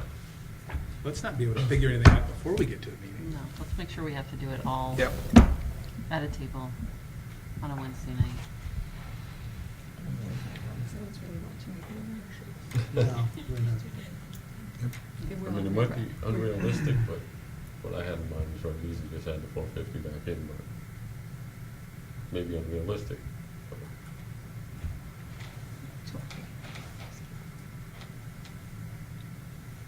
Oh, that's, I Well- see, okay, got it. Well, what you were talking about. Because the 419 would- already includes the 92 Would have fund. then just been moving up and using the That's exactly what I 21,739, was talking about. 520, with no offset against school choice. Mhm. That's what you, so is that what That's you're not, I proposing? don't think that's what, I don't want to speak for him, but I don't think that's what he's intending. Well, that's two different trains of thought then, because George wants to hit I mean, we could hit that mark by taking school choice out of it. I mean, that's easy. We'd have a 4.5% budget increase. Right, now we're going back to that back But that's page. two Yeah, different, but that's- yeah, that's Yeah, two so different. What I- you could decide you're going to do 3.3 up on the salary side. That's a fixed amount. Then you have to decide how much you're gonna dip into choice a little bit in this bottom In the part bottom to part of come it. down to something that you're agreeable to. Like, so that can't change at the top. You want it to be the 3.3, except for those two positions. you know? Right. Oh, I see that. I mean, That's like the best of both worlds right there. I mean, That's why I suggested it. You did no such thing. ultimately, in my mind, what I'm hearing is the 606 needs to stay the same. And then the question is how much of the 450, if any of the 450, gets used to offset expenses? So if we take this entire budget and make it a 3.3% increase, take school choice out of it. So we're not offsetting any school choice. Right, just start from square one. So we got a 3.3% budget. And there's a method to this madness. That's If I pretty can do close to this, the 2.97. 383. So it's a half. Yeah, exactly. So, Times .033. So it'd be a $688,722 increase. That's if we take choice out of it, and now that Would you- budget will be exactly a 3.3% increase. what was the figure you just said? 688,722, And how did you get that? just 3.3%. Oh, of you just took- the previous okay, budget. yeah. right. Yeah, you could do that. 20,870. Right. I took a little different approach. I took. I'm sure you did. And I haven't figured it out, well, it won't be close to that, because it'll be But- back up. but you're missing It'll my- be back up, no, I got it. Yeah, but you're missing my point. I know what you're talking about, because now we're way over Right. compensating for the salary line. But my Right. point is, okay, Right. now that's what we need, but that doesn't include any school choice. And we haven't offset any school choice. That's the total amount of money we need. So now, to meet both sides, that we have a guy over here that wants salaries covered, we got a guy over here that doesn't want to use 450,000 hours of school choice. Right. Now, should we turn around as a group and figure out, okay, how much of that $688,722 are we comfortable with offsetting via school choice? And what would the bottom line be?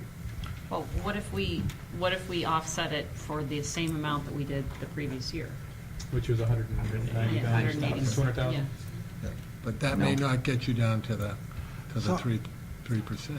Because when you look at this, if you look at the 869,137, that's a 4.16% increase. So somehow, we have to reduce that to get it down to 3%. If the school committee wants to vote on a 3% budget, or a 2.9% budget, whatever you decide, you're going to have to use school choice money to bring it down to that figure. Fine. Which is a $180,415 difference. Okay, we're right back where we started from, because that figure was down there. So we'd have to reduce that by 187,000, which is right back where we started from. Okay. 180,000. 100 what? 180,415. Okay, I had 187. So that's the 187. difference between what is currently proposed, the $137,000 increase, and the $688,722, which is the 3.3% Okay. increase. So, So we'd offset whatever that difference is, and $108,000 choice. in school choice would get us down to 3.3%. that would be, But now we're grossly over, we have, I mean, this has got to be defendable, right? So we're now 3.3% overall budget does not equal a 3.3% salary line. And that's what Paul's been saying this whole time. And that's why the number we got was more like 2.5%. You know, what would, you got you said something like that, 2.6 or something like that, or? Yeah, when I went away from that. Okay. Does that make any So we're sense? now are we at 21,721,520? Is that the bottom line? Everybody's running. No, I told I think him. we're way Oh, over. yeah, yeah. Oh, yeah. Was I included in that group? No, I'm sorry. Can I go? No.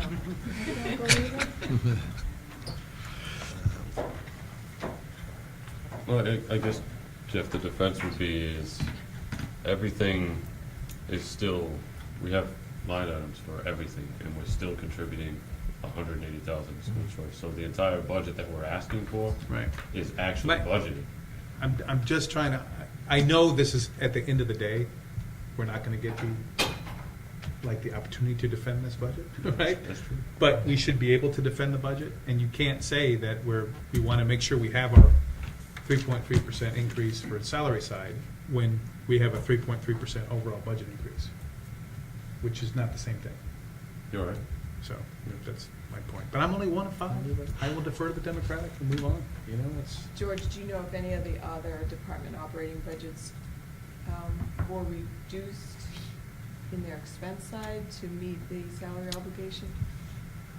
There were cuts, from what I understand, to the maintenance In terms of their expense side?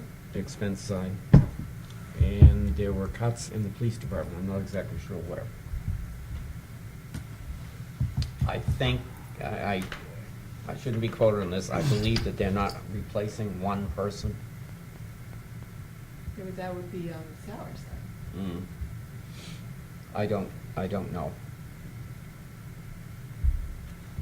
We also increased the expense side of the IT significantly for expenses because we were no longer using school choice money to offset that money.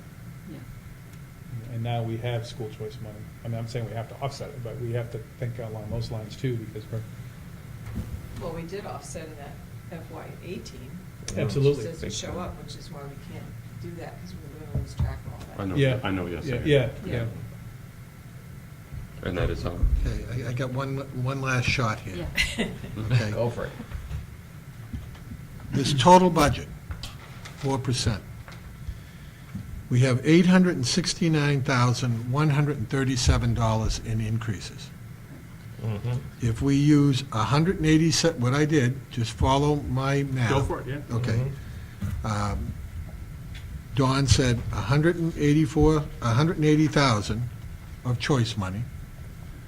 So that, if I take that off the 869,137, that gets us down to 776,637. Okay? Everybody with that so far? Yeah. If I take last year's budget of $20,870,383 and I divide it into that, I get 3.7% increase.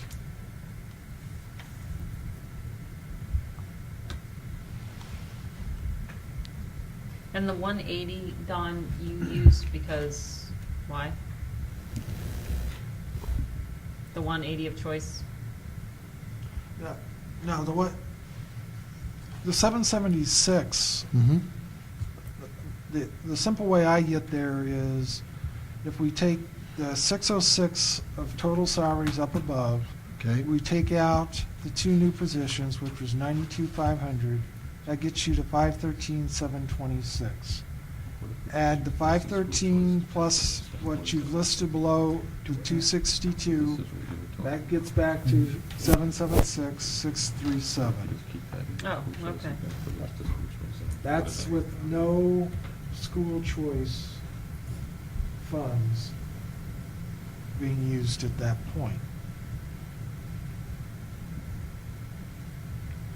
You can't forget, though, when you're building and saying, okay, it's an X percentage increase over FY '18, you're going off of the 20,870,000, which should really be higher by the 165 of the technology department that was already taken out of there. You're not comparing apples and apples. Oh, that's true. Right, So right, but that was. It you- would be much but- less of an increase if you actually put that money back in. Right, right. That would happen, Madam Just saying in Superintendent. terms of I'm just saying explaining, It's not a huge, that. as huge an increase as Yeah, you might think. yeah. You're absolutely right, but, you know, we're trying to get away from using, we were going down a road where we were kind of leaving that choice money alone, and then we were going to determine how much we were going to take out I of know, it. but if we're Yeah. trying to defend history. Right. The townspeople need to know that our true Right. budget in FY '18 was higher than that by 100 grand or whatever Okay, it was. that's a good point. And then we're showing, well, really the net increase is less than 3 point. Yeah. Well, and that 776 excludes the 92,500 for those two positions. So that would be your first offset against school choice.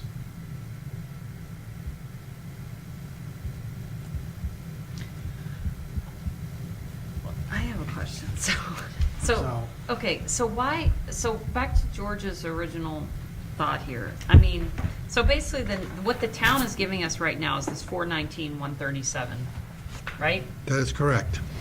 And to meet our salary obligations of level services under the existing contracts, we need 513, 726, just on the salary side.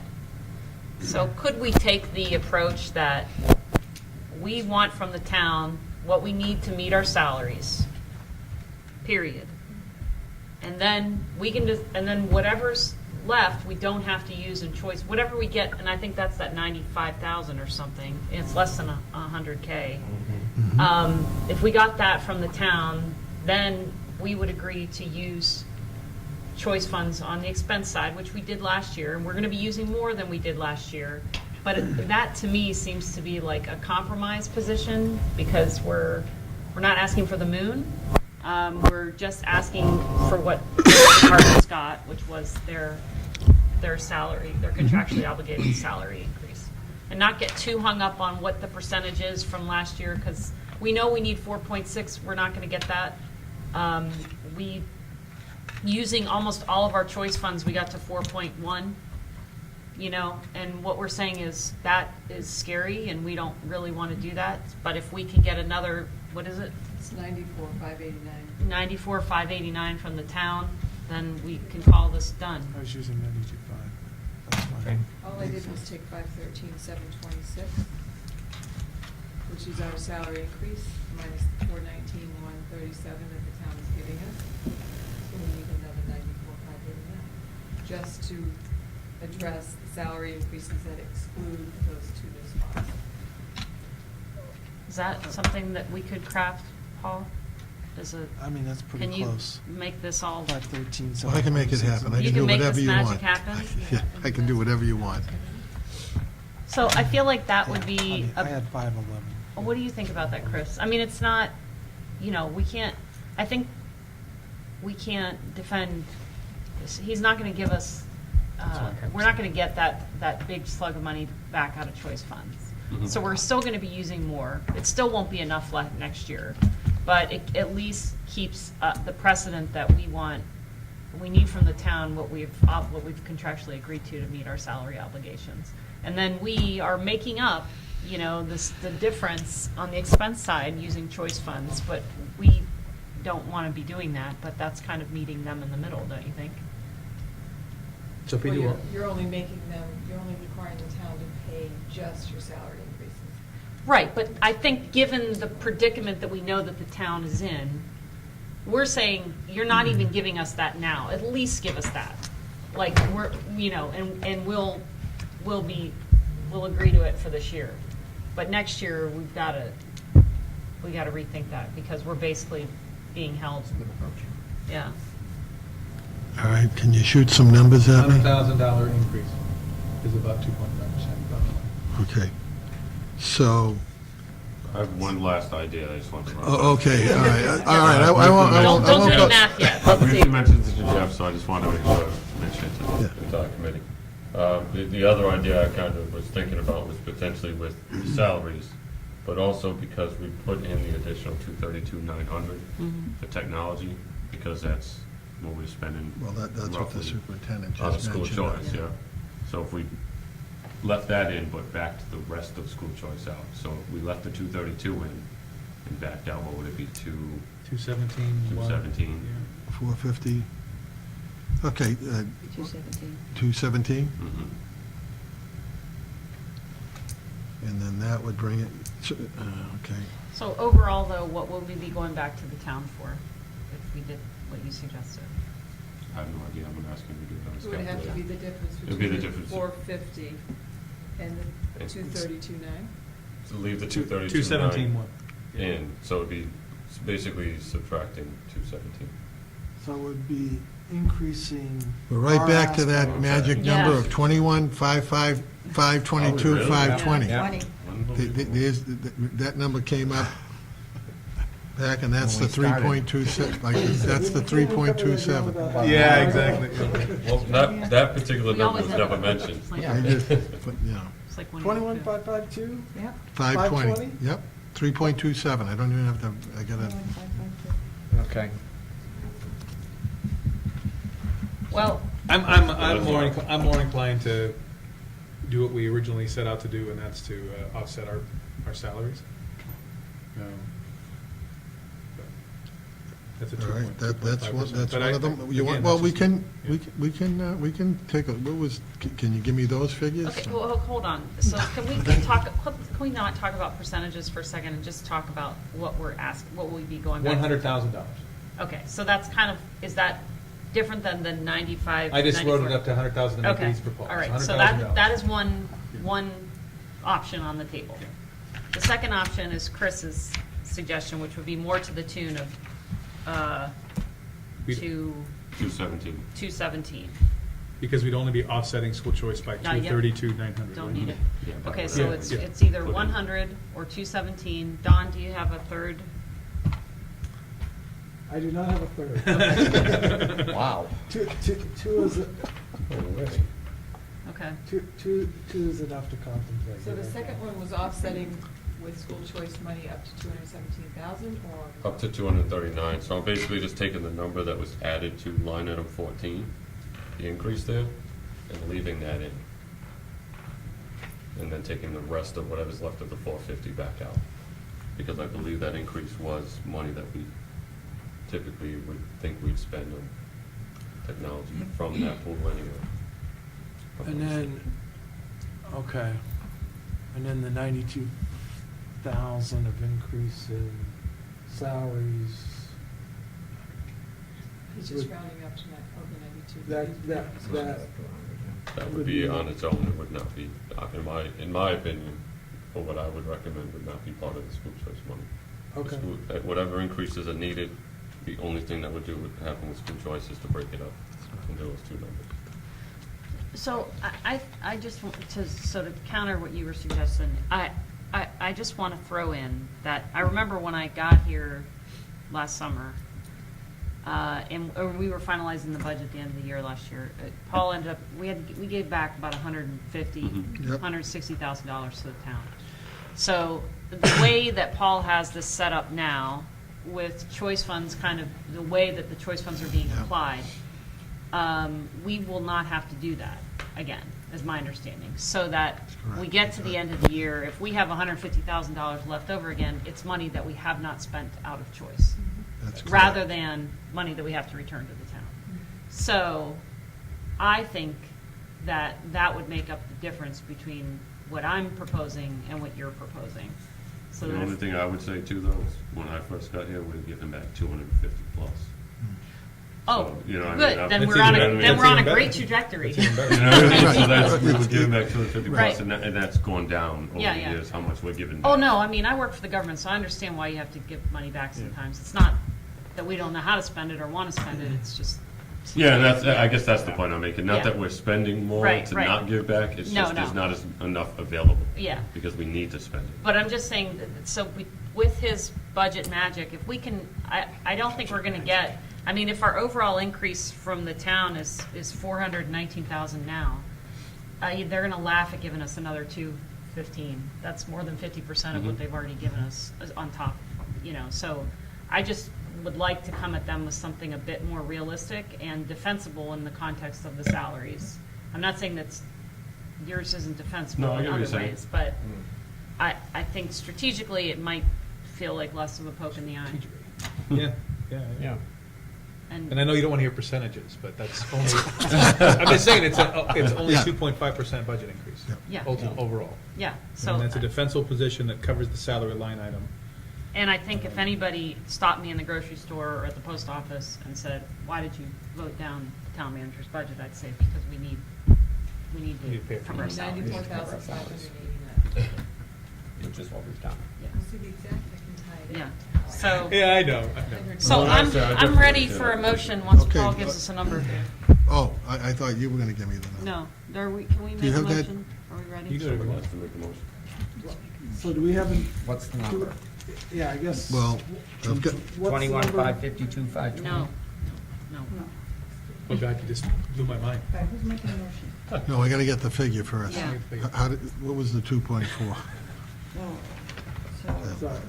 So we're back to recalculating the salary increase.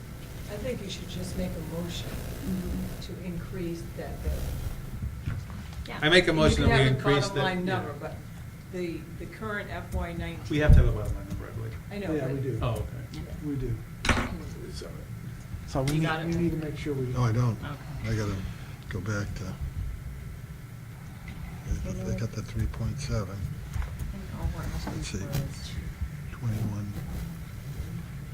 See, I got it all with me. You get 21,552. Yeah, you didn't, right, that net budget for FY '19, if you want to go with Jeff's rounded up 100, can't you just add 100 into that? Where's that? So the 21,289,520. Yeah, make it 21,389, 520. 21,389,520. Yeah, I mean, the number with, So that would be an Or it could offset be- on the choice money of 350,000, is that correct? that would keep things simple. No, we don't, what? No. Well, Why somebody, would we ju- change Yeah, the choice money? No, because you want 100 more from the town, so instead of us Taking offsetting 100. by 4. I'm taking 100 off of the Potentially, 450. we have to use if we get to the end of the year, because we're only going to use, Okay, so then it's not a 2.5%. we're only going to use school choice at the end of the year if we have to. Right. 7, We keep changing the rules. no. No,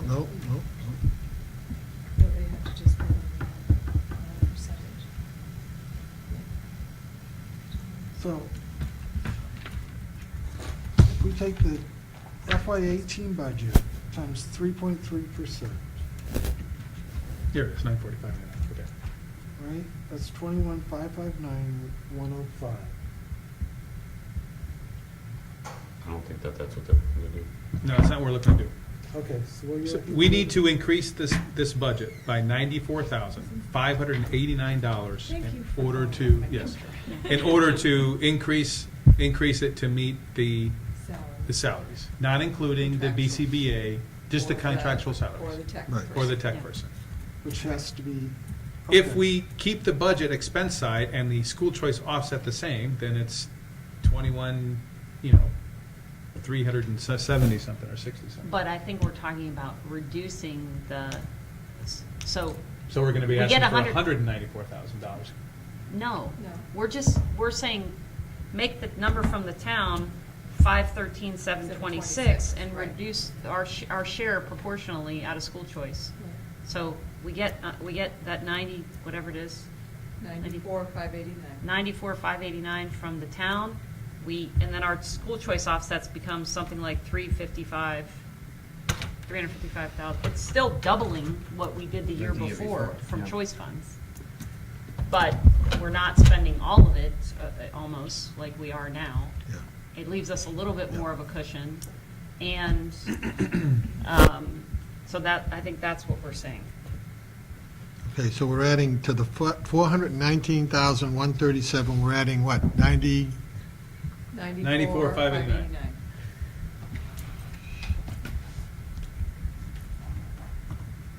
You got that, Sam? No. And it comes to the total up above, 513,726, which was Oh, shoot. the salary 3%. increase without those two positions. Contractual salary increases are 513,726. That's what the town should be giving us.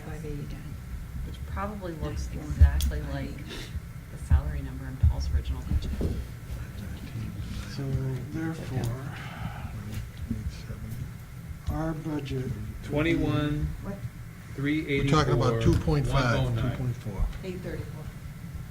384? 21, 384, 109. All right. That is 21, 739, 520 minus 300 and $55,411 of school choice money. Okay, repeat that number one more time, please. The bottom line, Yes. 21,384,109. 109. Mentioned that number before, 'cause I had- 21. Yeah, I have. For some Yeah. reason. I had it written down. That was about 30 minutes ago. Way Okay. back up Come here. on, it was at least an hour. And that comes out to It 2.4, was an hour. 2.5.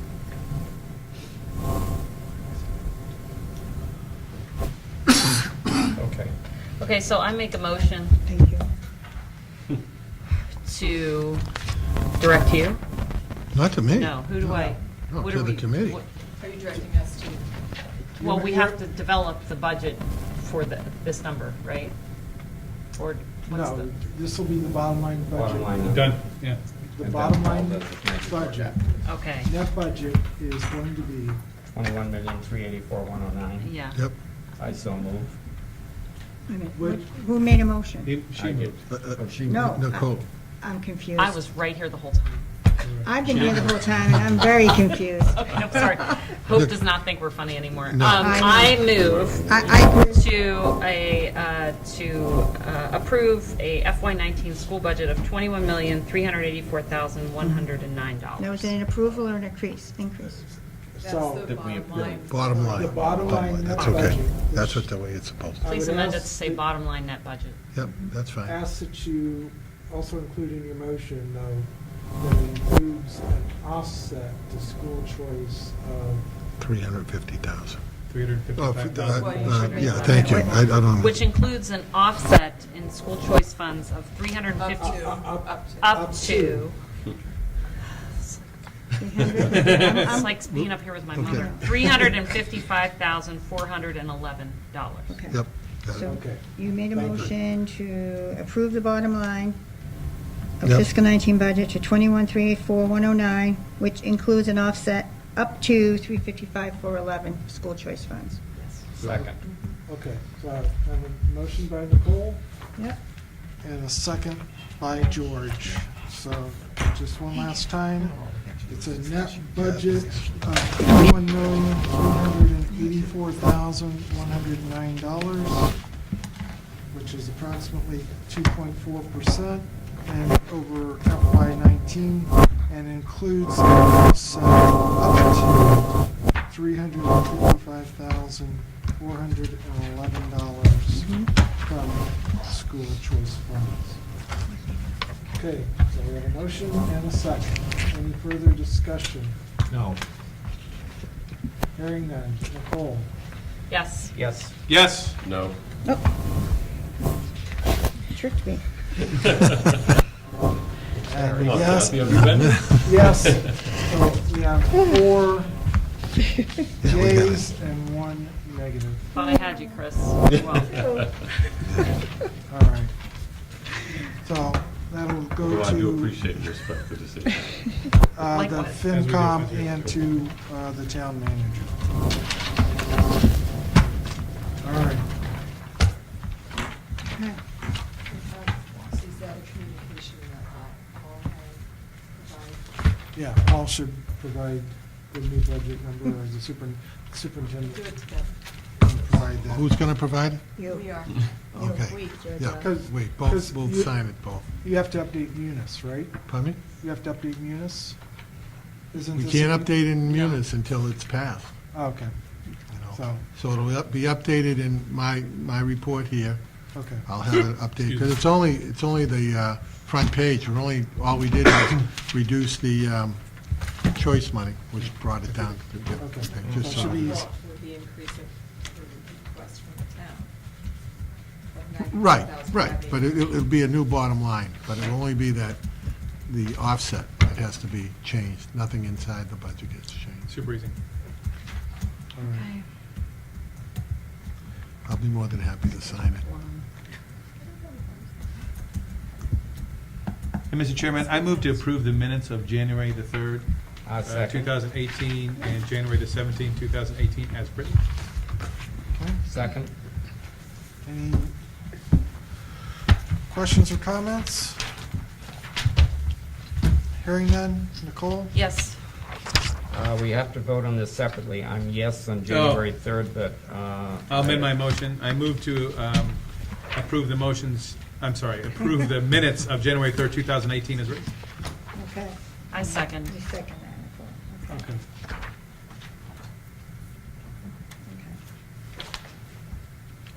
So, So, Nicole? roll call? Yes. Yes. Yes. Yes. And yes, so And George January abstained. 3rd is approved No. unanimously? Not on that. I move to one. approve the January 17, 2018 minutes as written. Second. You can't second your absence. Yes, I can. I can second a motion. You can I second, but can't you can't vote on vote. it. You can abstain, make the second a motion, you can abstain from That's right. That's ridiculous. That will be one of my, my Robert Rule of Voters educational sessions. As we said, George, that's your research Jeff, I project. agree, correct, you did. I'm just playing with George, please, I'm sorry. All right, so. motion by George is Jeff easy. And second by George. I abstain. Nicole, Yes. Oh, sorry, I thought you said. George, I abstain. Yes. Yes. yes. So, 4 yes, and George is abstaining. That's right. Okay, Okay. all right, moving on. Okay, Paul, you're up. Okay. You're back again, Paul. Huh? Yeah, I'm doing Just that the now. highlights, please. Yeah, I have no questions. No questions. Just the FY18 budget, there haven't been any changes, everything is going along fine. I just want to point out one thing, and then we can move right along. I want to give some credit to, if you turn to page 64, school lunch. I know you haven't seen some of these reports.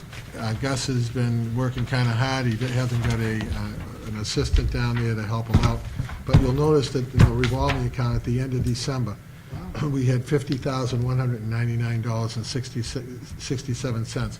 And the reason is that we waited until we had all the revenue in from December before we start issuing these reports. Because a lot of times, the state revenue doesn't come in and the federal revenue does not come in to the next month. So I just want to point that out.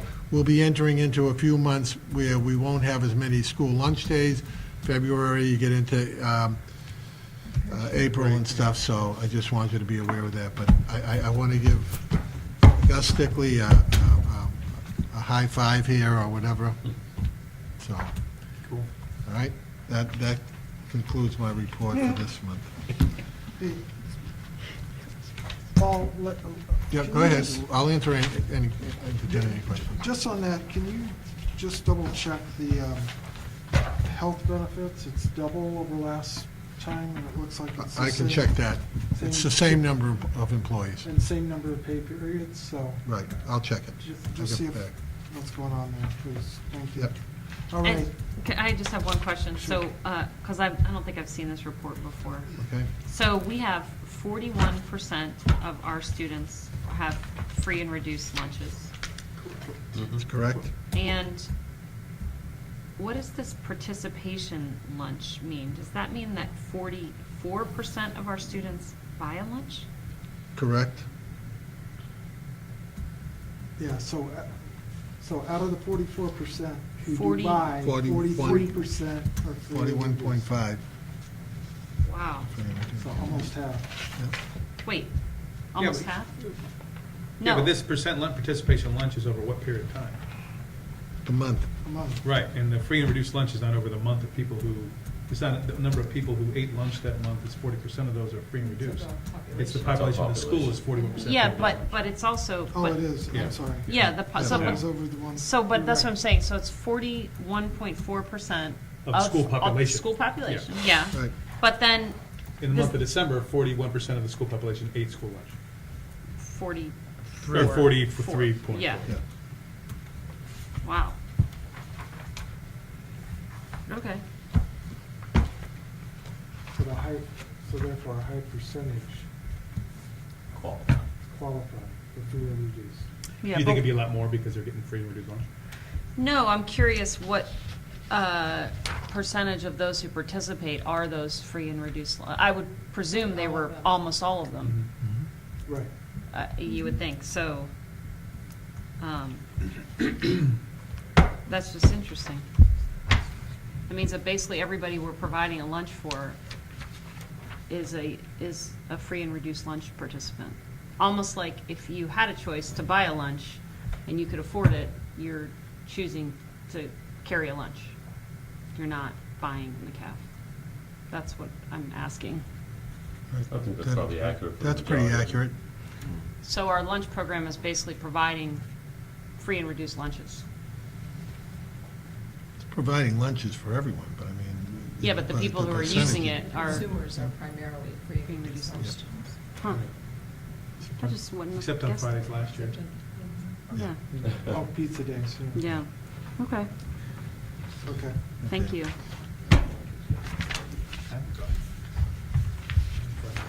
All right.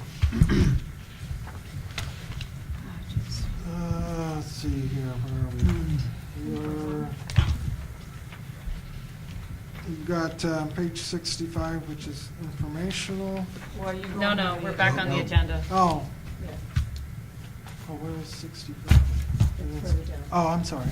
Okay, so back to the agenda. School start time, All right, 10.1. I'm going to give you a little overview, speed date version for where we're at with school start time. Things that we still need to do when we're looking into this is, I have to reestablish links to the documents that were previously posted on the blog, because when we put our new website up, which is where everything was stored, and you went to the blog, nothing's working. So we really want to make sure all of the information that we spend a lot of time gathering is accessible to families.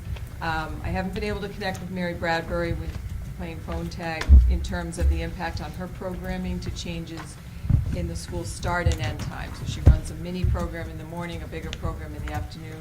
What's the impact going to be on the elementary is where her programs are.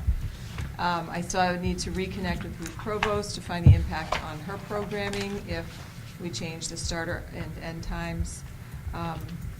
We also, to better understand the impact on our families of any proposed school start times, we're going to add questions to our first annual family opinion survey that will be specific to some school start times.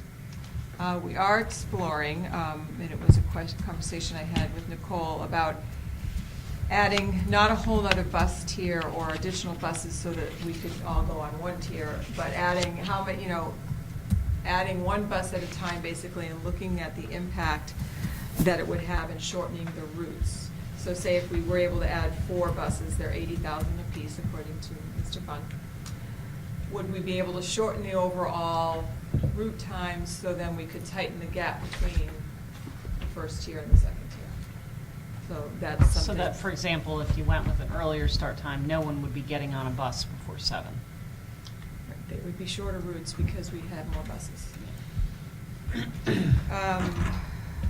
Okay, and then conducting a public hearing on the topic is April 4th at a school committee meeting, and the school committee voting on some aspect of school start time on April 25th. And then the question came up as to our original proposal a year plus ago. We were saying that the elementary would go later than the high school, so 8:30 is a consistent time for the high school, but we had the elementary going 9:05, 9:10, very tight. And so why are we now switching to have an earlier start time for our elementary? And just a couple of the pieces behind that. Some of the feedback we had from teachers last year anecdotally is that they were concerned about the stamina of our younger students in the afternoon. They see them already getting very tired. And so if the day were extended another hour for them, they worried about the learning that would take place in the afternoons. With this current plan earlier, it's a little bit more efficient if we have, so say for example, the plan was to have half of the buses do Coombs, half do Quash. So maybe that would help a little bit with the whole arrival dismissal, but the dismissal would get better in the sense that right now the buses flow in, and we would be able to have the buses, half of them, or we have 13 that run that afternoon. So 6 would already be at Coombs, parked well in advance of when the kids come out, so we could have a much more efficient getting them out and loaded, and then the other half are over here. So that kind of piece of having them go first, I think has an advantage in terms of shaving off some minutes and efficiency at the dismissal in particular. And then the other reason we switched was basically, at least it felt like there was a strong amount of parents who we're going to be burdened with before school care if we had the kids coming later. So that's sort of how we ended up with looking at having the regular kids go earlier. That's just sort of recap. Thank you. Then moving on to 10.2. Okay. Update on the Quashnet window roof door project. Principal O'Brien did a really great presentation to her staff on Monday, and they all have sort of the color-coded phasing in plan. But the windows, the first phase of windows have been ordered and are expected to be here in April, which is when they're going to start doing the work. They're going to be putting up some temporary fencing in different spots around this building. The whole side parking lot where fifth grade teachers park and all the baby buses, they're going to have to all shift over. I think the buses are going to get relocated. So there's little pockets of fencing. Principal O'Brien did go through the building with Deputy Chief Phelan to make sure that, in emergencies, there weren't fences that were blocking kids from the normal pathways to exit. So that's all been laid out. They're going to be doing some minor abatement work with tiling that's around doors to the outside and the low windows, because there is asbestos in the adhesive, so they're going to sort of do what they need to do. It will be all totally done, air quality tested, everything clean prior to the kids coming back. And so the teachers, the first phase, those teachers in third grade, Principal O'Brien has their alternative locations where they're going to be relocated for, it says 2 to 3 week period of time to get their window section of their rooms done. They may or may not choose to start on the bathrooms that currently a certain section of third grade uses. There's a possibility of wanting to get a jump because there's a tremendous amount of yellow work, which designates what's been done in the summer. But the doors, exterior doors, are going to be sort of a deep blue. The interior, the doors going into all of the courtyards will be more of a silver because the trim is silver. So I think it's moving pretty well. Everybody seems pretty positive. I know I don't know, Jeff, if you want to add the planning and construction committee we met. Is there anything sort of missed? Everybody is, all the workers are being quarried through our Yeah, office. I think there's anything extra to add. The on-site, I guess, general contractor's office is in the boys' section of the locker room. It will be rekeyed, so that will avoid having to put sort of one of those trailers on site early on, and they'll go in and out through that back door. I think that, kudos to Principal O'Brien because she really owns this project. It's well above and beyond what I know is the normal responsibilities for her role, so she's really embracing it. And the DPW is on board as far as relocating these classrooms? Yes, the movement and all of that. Okay. And then there's plans for, summer cleaning and, some of the teachers that know they're moving in a certain phase, do we have to have wax floors by the start of the school year? Not necessarily. We like them to be clean, but they don't have to be so shiny that we slip on them. So, I think it'll all work out. They're really working pretty collaboratively and they're very supportive of learning comes first, so I'm good with that. Have you explored or do you already know where you're going to do Camp Falcon this summer? Yeah, so actually I had that circled on my thing to bring up. We're ready to send everything out and my plan is to locate it at the high school, but I just need to sort of get an approval from the committee that you're good with that plan. Because then I would work with, I kind of have an idea where I'd want them to be. It will not start until after the superintendent's conference, which is actually a week earlier this year. So we won't have to worry about any of that mix-up, but, coming straight down from the main entrance into that hallway would be my preference. But we are getting ready. We need to send out, we're a little behind schedule on sending out the interest to all the teachers if they're interested in providing a program. We can't circled on my other. Okay. No, you don't need to vote, I just want to make sure you don't. Because it's already, Yeah. it's incorporated already as a run rate budget. But as far as moving it, just I don't think so. I don't think you need opposite approval on location. Well, we're planning to relocate it. We appreciate the sharing of information. I support. Okay, 10.3 is the 5-year trend, which you have in your packet. Just hit these out. Oh, this is a nice colored version. Oh, look at you. And like charts. Thank you. Gail did a nice job on the you. charts.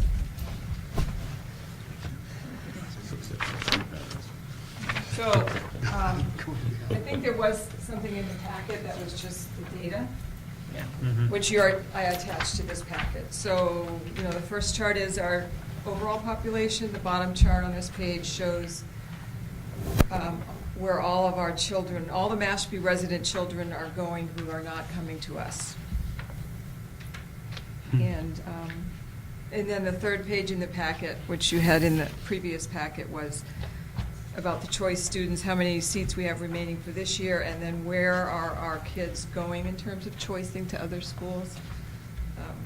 So I don't know if you have any questions. We did add in that Pope John Paul High School opened in 2007, and that the 2 charter schools, the second one opening in 2011, which if you look at the number chart, Yeah, you can see the jump in 2011. you can see, that an additional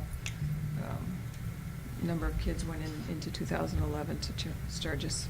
None of this surprised me except for the private school jump this year. Charter school jump when? The private school jump in private school. 2017, To the 102? Yeah. up by almost 25%. Well, I will have you look into that to see, because Gail gets all these reports from all of the different schools, so she would be able to tell us exactly where that is. I know they're definitely pushing advertisement in private schools over the last couple of years. So a lot of open house stuff and a lot more engagement. I guess it's a smiling faces. Yes. The thing that jumped out at me actually is because being the liaison to the collaborative, I've heard a couple times, the director has said something to me, and our former school committee member said something. Well, the school districts were in competition with each other. You'll find they're very competitive, because I was so excited to be on this collaborative group to help each other and all this stuff. And as I was looking at these numbers, I thought, we're not losing kids to other public schools. People are choosing to be at other public schools for different reasons, potentially. But we're netting, people are leaving and we're getting just as many coming in, in terms of other, choice kids. But, the increase is really in the folks who are choosing not to be in the public school system.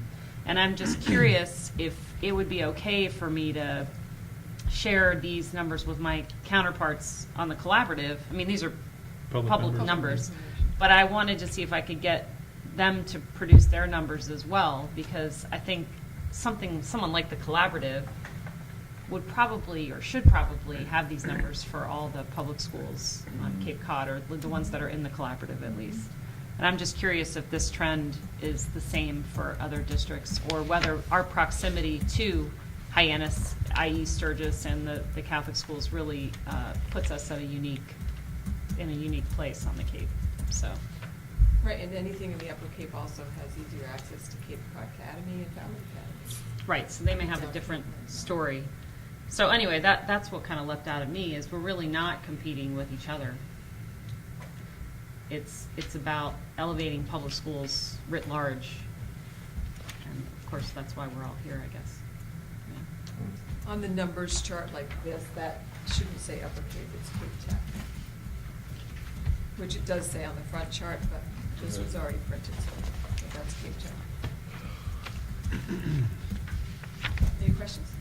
And one thing I did is, for total out, I did subtract, for me personally, I took out the school choice in from that number, because they're artificially inflated, as far as I'm concerned. We don't have 311, decrease in enrollment of 311 this year. We have 216 because we have 95 school choice people. Oh, you netted? Yeah, I was just, for me personally, because when I first looked at this, I'm like, oh, we're in the trend that I didn't want to see. when I looked at these numbers from total out, going from 179 10 years ago to 311, I'm like, that's not the trend I was hoping for. Right. But if you look at it and you net them out, for the last 5 years, we're at 240, 226, 239, 237, 216. So, And this is picking up, starting That's a good with idea. kindergarten, right? Joyce? No, the private schools. Well, it depends on where they Depends on are. I mean, school, Waldorf yeah. starts in. Right, but, okay. Yeah. Yeah. That's a good point, Jeff. I was scared when I first, not scared, but I was like, well, what do we need to do to change that? Well, I mean, the Trend. number is real in the sense that it's still kids It who is, live in yeah, Mashpee that who are not going to chose- Mashpee yeah, choose, schools. yeah, exactly. All right. What's next? Okay. Moving on.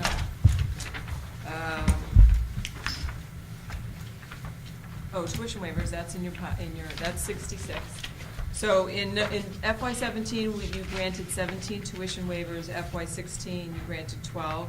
We've granted none for FY '18. That is usually a spring thing, and also honesty. Okay. Yeah, and we've also made, I mean, we made some inroads right this year to try to prevent us being forced into the tuition waiver thing. Right, we left the seats open. Correct. All right, and let's see, we're on 10-5.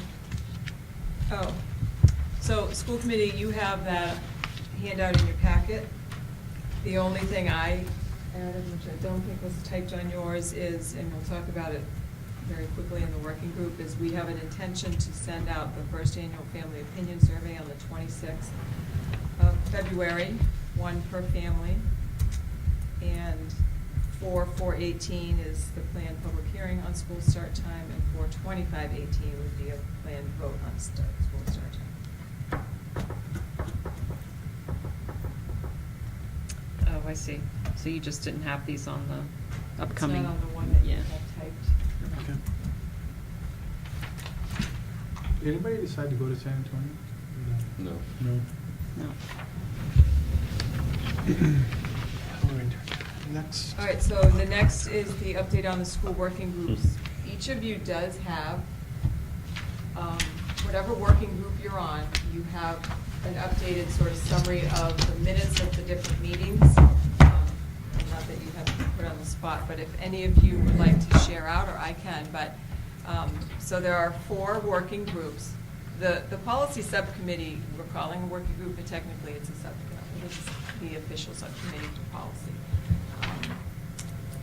But goal 1A, which is developing a strategic financial roadmap for fiscal planning. The working group members are Jeff and George, and Paul, and Hope and myself. There's a list of the meetings there and sort of an overview of what we've done so far. Might need to have another, I don't know. We actually just set up a meeting for Yeah, we did. the 6th of March 6th of March. March. at 3. Is that on- We just Someone did it a do few that? minutes We'll- ago. we'll take care of it. Madam Superintendent. It's just so long as someone puts it on. And then Unless let's- you don't want me there. No, no. we No, want you there. I wanted to thank, for all the groups that 3 I'm on. o'clock.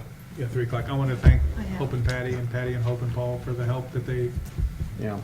do for these working groups, because I know it's a burden on their time. I don't have anything to add. I mean, it's pretty clear what we've been working on for the last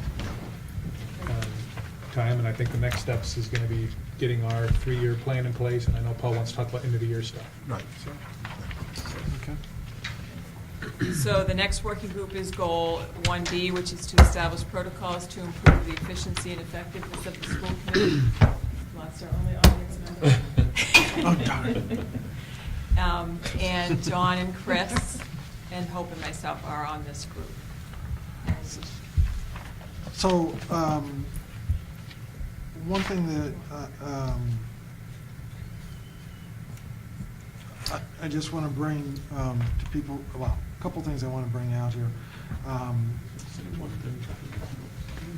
said a couple things. I corrected myself. Couple things.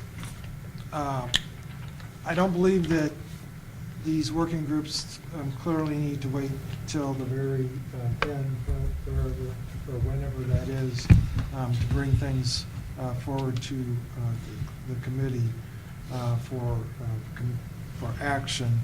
And I know the superintendent has tried to incorporate some of the things that we've talked about in our working group into our meetings to hopefully help streamline them a little bit, such as not going through all of the details that are in your handouts, et cetera, and trying to be more sensitive in regard to the timeliness of the meetings.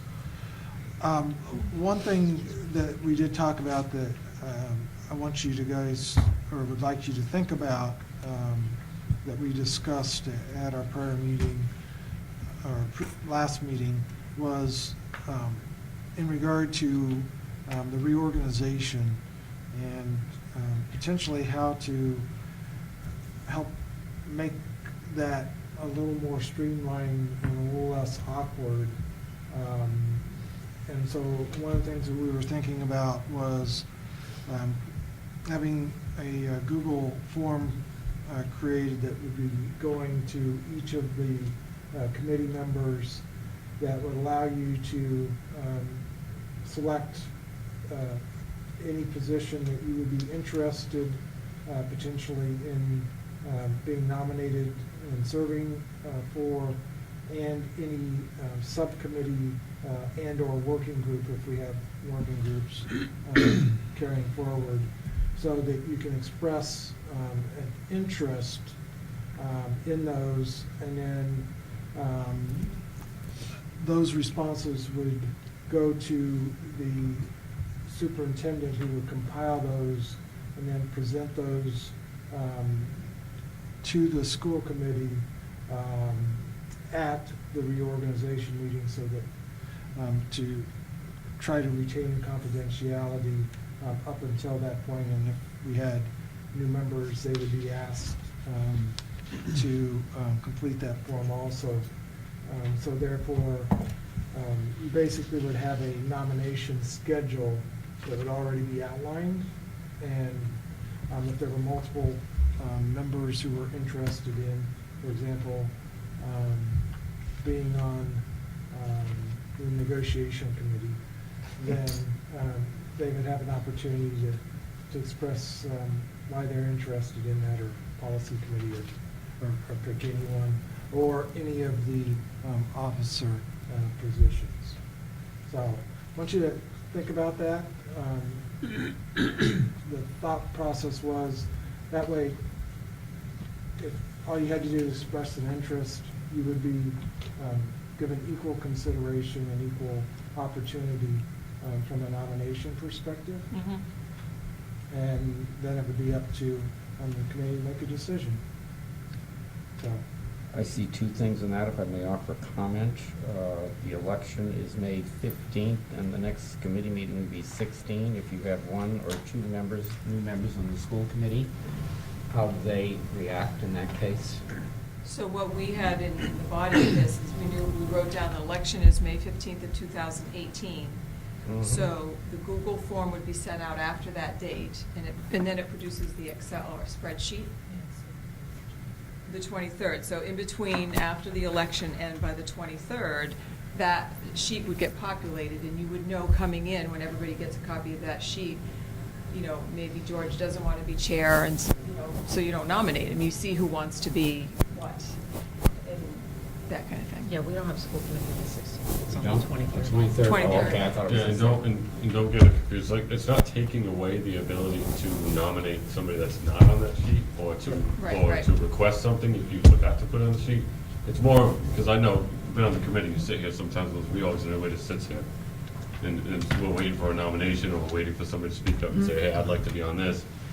But either nobody knows what to say, or they're not sure who to, you know what I mean? So it kind of at least eliminates some of that, so you can see, okay, well, I know these people are definitely interested, so if I nominate them or whatever, they're not Well, to be and I mad. think, yeah, it allows you to see, because sometimes the first person's nominated, and then everyone thinks, Right. oh, so it's over with. Exactly. You know, and then you don't get to really, nobody else gets a shot. Yeah. And so it wasn't like, yeah. I agree. As a person who was new to the committee, I think that would be very helpful. So, Was there any thought discuss- process is to give everyone equal opportunity. Yeah. Any discussion about rotation? Yeah, that was noted on there about considering, do members want a specific term cycle or term limit for school committee positions? And that's being talked about at the next meeting.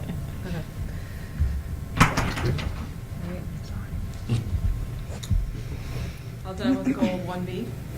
I think that was the most important I don't have thing any. that I wanted to make sure we Part of that brought. one, though, is at some point, too, wanting to put like a stopping point, an expectation partway through a meeting, that you Okay. stop and sort of reassess. We couldn't do it yet, so I'll always update it, but reassess, look at the time remaining, look at what's left, make some decisions as a group versus, so that, I think that's a good thing to do.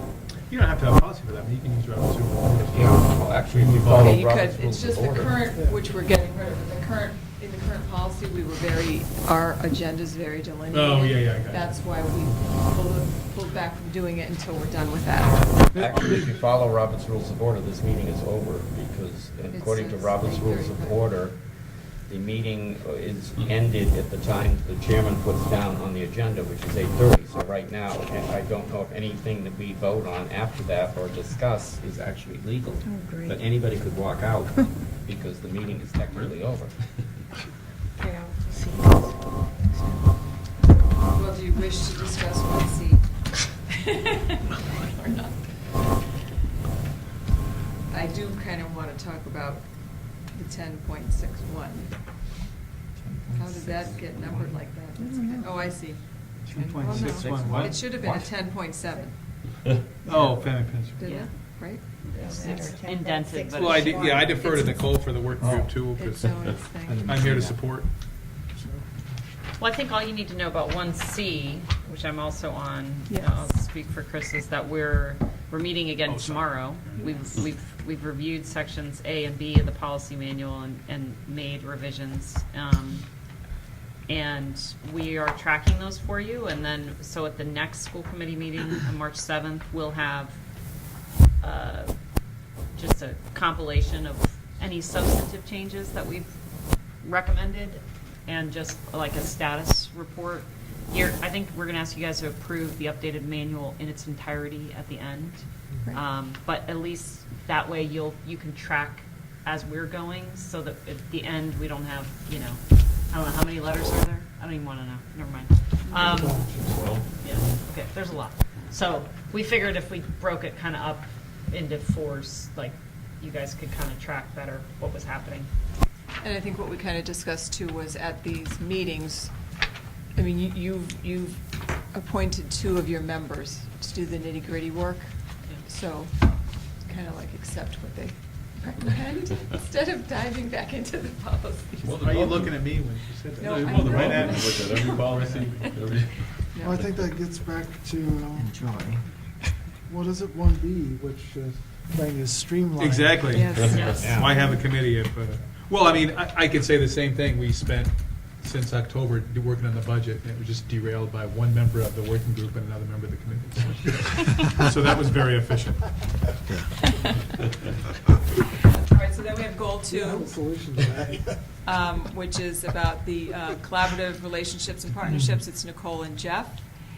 And I don't know if one of you wants to talk about that, but one of the action steps was to sort of start to take an annual family opinion survey, which has been developed, and we have a focus group of parents coming in on Monday to sort of test out how long it takes them if they have more than one child in a school, and then also we have a paper version, so we want them to check that out, and we'll give them some treats. And there'll be a letter communicating, I actually think I'm going to include it in several Friday emails, just giving them the heads up that it's hoping to send out on that Monday after the break. And I don't know if you want to talk about anything that went into any of So that. I had intended to kind of share Oh, yeah, this that timeline question. with you guys, but I only get a copy of this because I'm on the, you guys Oh, all, well, I did you have guys all extra get a copies copy of of this? I didn't know if we were ever sharing working group notes, or if you just- that's Yeah, a so- violation. But this, I can give this to everybody, and they can look at that. Yeah, so We there's, can do it at the meeting. It's okay at the meeting. At the meeting. But then it becomes a document that Yep. others could ask for, It will become public. right? yeah. No, no, no. Well, I guess they'll. yeah, as soon as we talk about it here, it's, I don't need that. The only thing that's really changed, Okay, so, you don't need that. so, the only thing I wanted to Thank you, say, Deb. in the interest of time, is that originally I thought, given resource constraints and kind of availability of time of staff, we were gonna do a sample. So we spent a little time thinking about how we would sample, and then we kind of came to the conclusion that we could save a bit of money. Patty wanted to dedicate a bit of her administrative staff's time to administering the survey, which allowed us to drop incentives from that and open it up to the entire district. So now we're effectively doing a census of the district, but we're actually going to have a couple of ways to respond, you know, both online and in the mail. We're also going to track response and follow up with people who don't respond, which should give us a better rate, better response rate. And then the kind of final piece is to make sure that that there isn't a lopsided response, and if there are, then we can consider weighting responses. So, for example, if we got some terrible turnout from the high school, for example, we might weight those responses so that they're evenly distributed like the other ones. So it's kind of but it all depends on what kind of response rate we get and where those responses come from. We may not need to do that at all. And so we have just over 1,000 unique households in the district, and we're hoping to get, you know, at least 700 of them to respond. So, and the great thing about this is that we managed to design a questionnaire that allows people to respond to questions about, well, I got them kind of listed on the front here.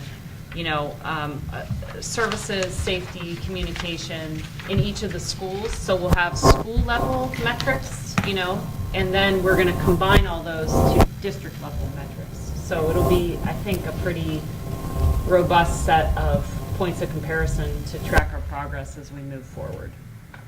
And then kind of the opportunistic piece. So Patty has a copy of the survey there. This is the papers survey. You do need glasses to read it, but it will look like that. The other option I'm going to do when I reach out to some of the families that may not have responded is set up like 5 Chromebooks in the back conference room in our office to offer them to come in. We give them a snack, and they can sit and take it there. Yeah. And then the option, basically the back cover will always be questions that change. You know, so Right. those will be the things that reflect something that's particular to that year, or, you know, if it's whatever the focus area would be. But I know I'm biased because I helped write the survey, but it only took me like 3 minutes to do it. But I'm a pretty efficient survey taker. Oh, I did So- have this to pass out. So. Oh, you did? I did. Okay. All right. Oh, well. So anyways, if you guys have any questions, I had Jeff look at the survey. It really is draft still right now, and it's going to be draft until we get through that focus group. But we are, Patty will send out a notification in a week in advance of or a couple weeks in advance. Yeah, I'm going to start like laying the groundwork Friday, and then the following Friday, because then the next Friday they're on vacation. So they'll know ahead of time that it's going to come out on the 26th. And so people we know we don't have good email addresses for, We you can know. check, we'll start checking, because when we send the Friday email out, which goes to everybody, there'll certain ones that say blocked, so those people don't get it. So those would be ones we can either decide to mail, call them and say, can you come in? Yeah. Which we'll know about. So it's going to be a bit more different than a come one, come all approach, but actually trying to, just because these are metrics, we want to just be a little bit more rigorous, I think, so. But anyway. You might be optimistic with 700 to 800 Oh, responses. I wanted to say 60%, but Patty assures me. I never said 70. Let me just say that. No. Just, you know, our survey response at work is 15%. Well, and the last two, Yeah, that sounds about right. the two I had No. done with school council and Principal Posh were about 28%. I'm hoping we'll get 50, but we're shooting, but I think with that follow-on, you know, and giving people a Yeah. different opportunity Yeah. to respond. It might work, And but- I think we'll get a couple. We don't post the cash. We'll get 100 more again. We just It's gonna be the same, one and which done. is stupid. Give you a zero. All right, so we're done with that? Yes. Yes. I really want to make sure we get to 11 too, in case 11, so we need to reverse it. All right, under new business, item 11.1, discussion of custodial positions moving under the school department. So this would, I believe, require ultimately a change to the current language in the charter. And that's why I brought this up, Mr. Chairman, because I don't agree with that. So, You don't think it would require that no, change? I don't think that, as I read the charter, and again, I'm not a lawyer, but as I read the charter, there is no delineation that the custodians belong to the DPW. As a matter of fact, it specifically states that the language in the charter concerning maintenance personnel does not include custodians. So my request, and just, as Nicole said, for the interest of time, I would love it if we can get school counsel, I keep saying like the lawyers for the school, well, it's school counsel. That's correct. That is correct. Counsel with an S-E-L. Yeah. To at least see if they back me up or not. I mean, because we all know in the last 2 or 3 months, I've not had a good batting record with what the lawyers think and what I think. So I'd like to do that. Again, I'm the big thing. We'll do the simple thing first. Because if it doesn't require a change in the charter, then it just has to be, get the town to agree, which, the little thing we've talked about between the liaison and some of the stuff we brought up at the meeting, there is Yeah. acceptance of making this change.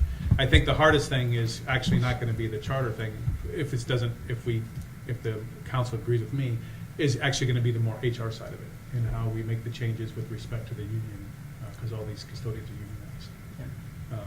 So I just want to get the ball rolling, and if they determine that it's a charter deal, then again, it moves our timeline quite a bit out. But that's why I asked for that, just to see if everybody's got a problem with us spending a couple dollars with the school council and getting a reading on that. So, Anyone have- I kind of went through this when we did the memorandum of understanding, and it came back, this was not our council, but it came back that the way it is operating now is the way that the charter intends it to operate. That is not our council, that was something else, but that's. and again, I've heard that, I think Don actually gave you that information as well. I mean, maybe I'm honestly stupid, but I cannot understand how a sentence that says, this does not include the school custodians, I don't understand how that can be persuaded, oh, no, that includes the school custodians, so. Go for it. Yeah, I think it's a good first step. Something's got to be done, even if we have to go the charter route, in my opinion. Yeah, so we will explore that. Thank you, sir. Yep. All right, so if you'll reach out I'm to, going to, I haven't started excellent. on my crypt. That's even better than an exclamation point. Yeah, I'm high up there right Means now. it's gonna happen. Not even noted. Yeah, exactly. All right, next, 11.2, school day tour. So part of the last meeting of Falcon Friends was making the suggestion that we really need to have some of the members of the Finance Committee and the Board of Selectmen understand what school looks like today and what learning looks like. So what we're proposing is to maybe offer 2 opportunities, but there's dates on here, and so we would want 2 school committee members, and I think Jeff is one of the Falcon Friends, but anyway, 2 school committee members, 2 members of the Board of Selectmen, 2 members of the Finance Committee, who would join a couple of the Falcon Friends and the school administrative team to go into the classrooms when the kids are there learning. So it would be tentatively a half an hour at each school, a little travel time in between, ending up at the high school at the Falcon Cafe for some refreshments, conversation. And so before we sort of propose it up to the town side, we kind of need to our side. These are dates for me. I can do Wednesday, March 14th, but Zoom is open. The others, I've got clients booked. And I'm not saying we're doing 6 of them, we're just seeing what, can we land on 2 that work for, and obviously you can't have more than 2 of you there, so. I can definitely do most nights. Others I can lighten, but I can definitely do the Friday. I can do 7, 8, and 9 of March. The other ones I cannot.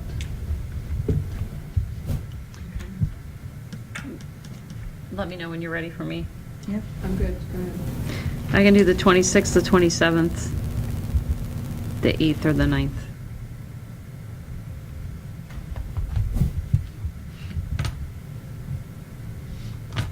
Chris, you said definitely on the Friday. Definitely, yeah, because I have Fridays off, so I could definitely do the 9th. I could maybe do another one, but I wouldn't commit to that right now. Okay. All right, so we have Nicole on the 26th, 27th is open. Jeff is the 7th, 8th, and 9th. Nicole is also the 8th and 9th. Chris is the 9th. George is the 14th. What about Dawn? I think the 9th, maybe the 14th. Definitely not the others. And so don't have your feelings hurt if it doesn't end up being the day you say you come. But I'll get over it. okay.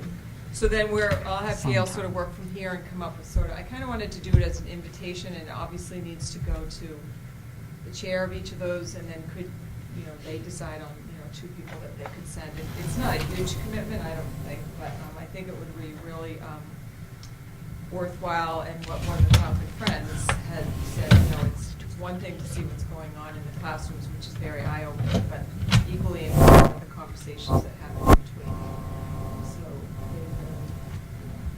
and I do think that unless you are watching the learners of today in the classrooms, you're filtering everything really through your own experiences. You can kind of think it's the same way, and it's so totally different. So it would help them understand why we have to be innovative and have a budget that supports what kids are doing. So that's why we wanted to do it sooner as we get into the season, particularly after tonight. All right. All right, so we'll get back to you on a confirmation on those, and whoever can do it. Related to that, though, are we going to discuss the budget presentation? Yeah, so, George says we're not doing it now? well, right now we're on the agenda, right, George? We're on the agenda for tomorrow evening. There's also Rodney is making his presentation to the Finance Committee. We're listed second. I think it's probably bad timing for us to both be at the same time, but that's up to the committee. That's just a personal opinion. How often are they meeting? Do they meet every 2 weeks now? They haven't had a meeting since December. They have said that there's going to have to be several meetings in order to get everything done, but they have not said specific dates other than tomorrow night. Yeah, they seem to have scheduling and quorum issues. Yeah. 'Cause They they're- had one scheduled, 2 weeks ago, and they couldn't get a quorum, Yeah. which was when Rodney was supposed to make his presentation at that point. They couldn't get a quorum. Is everybody private parents? No? Is everybody Bogged in down by tax African time. safaris? Yeah. 6 or 7 of them.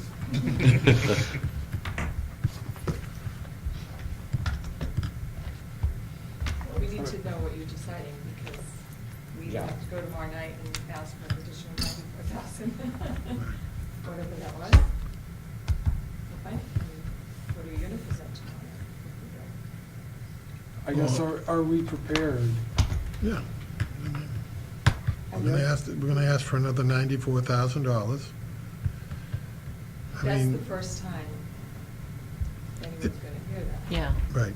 Unless they're watching tonight. yeah. Right. And I don't know, in terms of protocols, is that the right order of operations? Well, I wouldn't recommend that we show up at the FinCom and have it be a surprise to anybody. I mean, I think we've got to call Rodney or whoever, Dawn, or whoever your POC is, Mhm. which it seems like you're looking forward to, in the morning. Well, it's just a reduction on the offset of, to be honest with you, it's a I mean, it is what it reduction is. on We the budgeted offset of X the choice money, that's all it Well, is. I mean, in some respects, well, go ahead. No, I'm done.